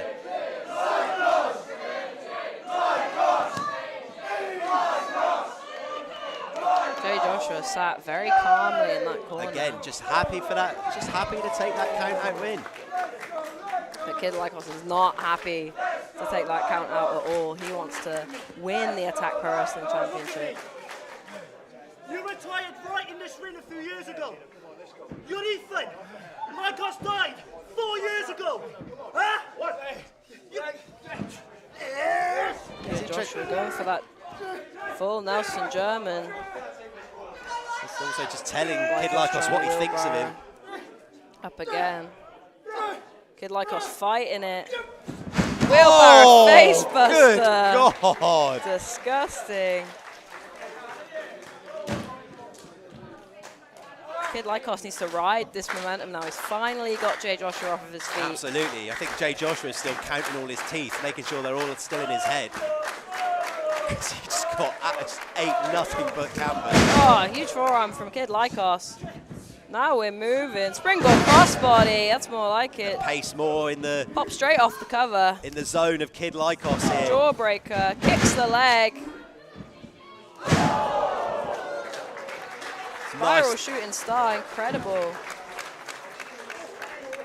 And now the momentum is firmly in Kid Lycos' advantage here. But ever since that sort of wheelbarrow facebuster, Jay Joshua has been absolutely nowhere in this match. Really struggled, and there you go. Had to do something there. But again, catches an Interguri. Oh, Jay Joshua falls to the outside.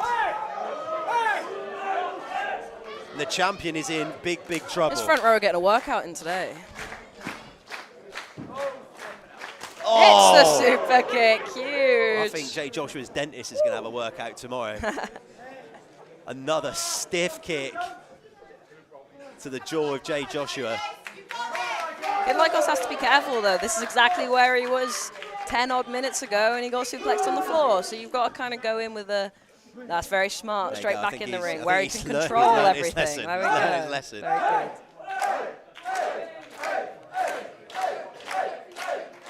Going for that swanton. Jay Joshua's rolling out of the way. Oh, but Kid Lycos. He's got range. Can he make this, though? Huge coast to coast. Almost kicked his face Jay off. Joshua thought he was in a safe zone. He Standing never are. slice spread from Kid Lycos. Could have a new champion here. Big kick out from Jay Joshua. Important to note that even this late in the match, Jay Joshua's kickouts are still strong. He's still getting his whole body up. You know, it's not close to even putting him away, really. I think Kid Lycos probably acknowledging that, just looking to the sides of like, right, need to find something big here.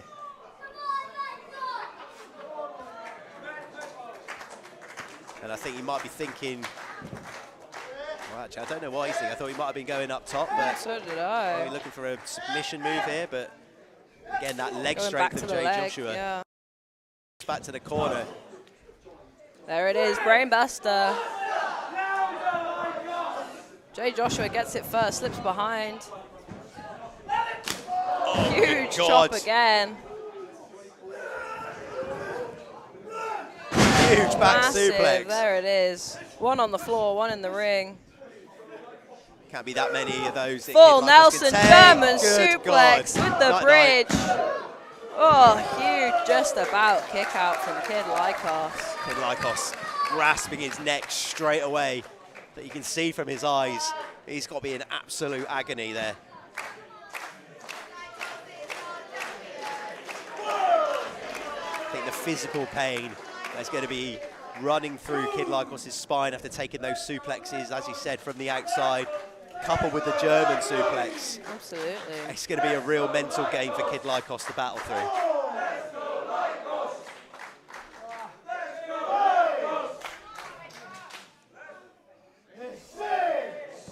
Referee up to 6. And the fans in the Cathays Community Centre trying to get behind Kid Lycos, trying to will him back to his feet. Jay Joshua up to his feet first. You can cheer all you want, but that doesn't take away the damage that Kid Lycos has already taken. Oh, victory roll. Here's a quick one. This could be it. Reverse from Jay Joshua. Uh-oh. All the way through. Kid Lycos fighting it. Oh, God, what an elbow that was. Through the leg, sunset flip. That was great. Turning it round. Oh, teddy bear roll. Shades of Maname Toyota from Kid Lycos here. Come on, ref. Oh, big kick out. A little unlucky there from Kid Lycos. Goes for the knee. Oh, huge shot to the back of the head. Huge enziguri from Kid Lycos. These boys have not stopped moving for the last minute. Oh, huge side knee from Kid Lycos. And you've got to ask the Both men are question. down once again. That must have just took absolutely everything from both of those men. That was 2 straight minutes of just impact on impact, every strike hitting. Like, I don't really know where you go from there. You've got to try and slow it down for both men, probably. You've got to catch your breath. I think they're going to have no choice at this stage. Because you're not only just getting up and down for the moves, but you're just getting kicked in the head whilst you're doing it in between. Absolutely. Both men must be so disorientated at this point. And we could have a count out. I don't think Kid Lycos will let that happen. I think Jay Joshua would. Absolutely. I think Jay Joshua would have taken it. Kid Lycos with the nip up, but he is struggling. He's tuning up the band nonetheless.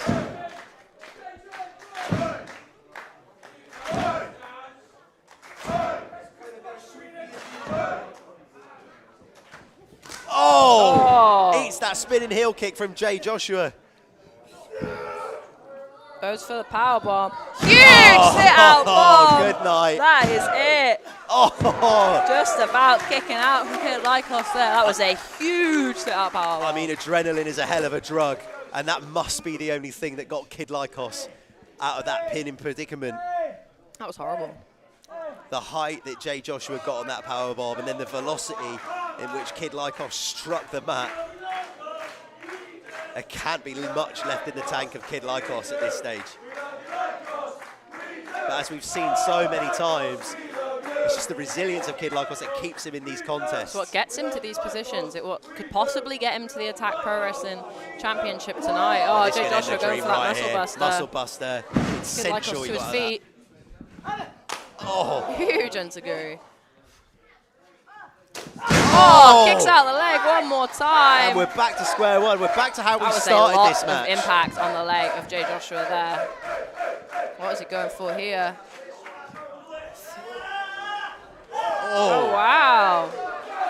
Is it like kind of a modified Texas cloverleaf there? Yeah, absolutely. Some sort of Texas cloverleaf sharpshooter mishap. It's working, whatever it is. Look at the face of Jay Joshua. You're right, he's in a lot of pain.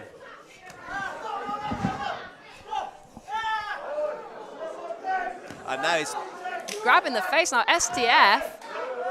Kid Lycos transitioning here, trying to kind of come at Jay Joshua from all angles, see if he can make the champion tap out. And that's what we're saying about Kid Lycos, you know, an Attack Pro Wrestling original. That's the kind of caliber of wrestling that you see. I think Jay Joshua might have raked the eyes there of Kid Lycos to get out of that. We needed to do something. Yeah.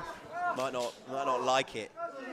But I think just from the opening, one of the opening impacts of that match was Kid Lycos catching the quad of Jay Joshua, and I think it's just probably been slightly niggling him all match, and now it's going to have He done. absolutely had that plan all along. And he found perfect opportunity to use it. Oh, Super and he's kick. been on that jaw all night long as well. Absolutely swinging. Kid like us not letting Jay Joshua get away. Big cover. Right, as you can see, usually Jay Joshua uses those big legs to kick Yeah, out. that and was now- weak. That's what I'm saying. He's slowly breaking him down. That was a much weaker kick Yeah. out than we've seen earlier. Just had to use the whole shoulder to get out of that pinfall. And I think that's only, and I think Kid Like Us would have sussed that and know that he can't be that far away here from the Attack Pro Wrestling Championship. Big running knee there. Is it brainbuster time? Can the challenger Yes, hit it it? And is. he does hit it. He's got it. And that's got to be it. Big cover, grabs that leg. Huge. Oh. Huge kick out from Jay Joshua. My God. And that brainbuster's got to be only more effective as the size of Jay Joshua just crashing Oh, down absolutely. onto his head and neck.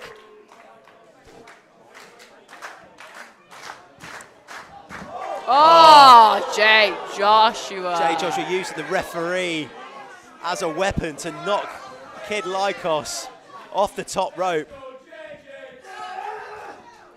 Jay And then Joshua. assisted suplex. What is he doing? Oh, muscle buster! My God. Do you see how he changed from that vertical suplex to the muscle buster? And what follows that up? Gotch pile God. driver. Oh man, that. And still, ladies and gentlemen, your Attack Pro Wrestling champion. Good God. Well, Kid Lycos. Kid Lycos spoke a lot before this championship match. I'm not getting it for him. It's not my job. Don't shout at me. It's not Reigns' job. Jay Joshua wanting that championship. Kid Lycos, that was one of the most savage power drivers That that was I've seen. That was disgusting. disgusting. And hey, he may use some tactics to get there, but we can't say that right now Jay Joshua isn't the Attack Pro Wrestling champion. And you can't question the caliber of this champion. Absolutely. People out the side of their mouths might be saying that Jay Joshua doesn't. So you're looking at me for? Well, there's eyes being thrown over here at the broadcast position. Hey, keep an eye on your own stuff, bro. Yeah, I maybe he's looking at you and not looking at me. I didn't say anything.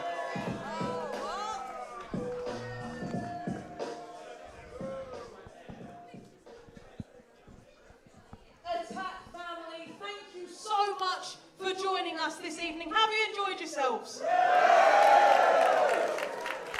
We hope you get home safe. Once again, thank you very much, and we hope to see you back here for Bad Blood, Taylor's version. Well, after an insane main event, that is it from Feeling It at the Cathays Community Centre. If you've had a lovely time either watching on YouTube or if you're watching Defend on Demand, make sure you tweet about it, make sure you post about Attack Pro Wrestling and tell your mates, and we will see you at Bad Blood. Yeah, we will. Taylor's version. Taylor's version. I've been Sean Thorne, this has been Danny Luna. Good night, everybody. Adios.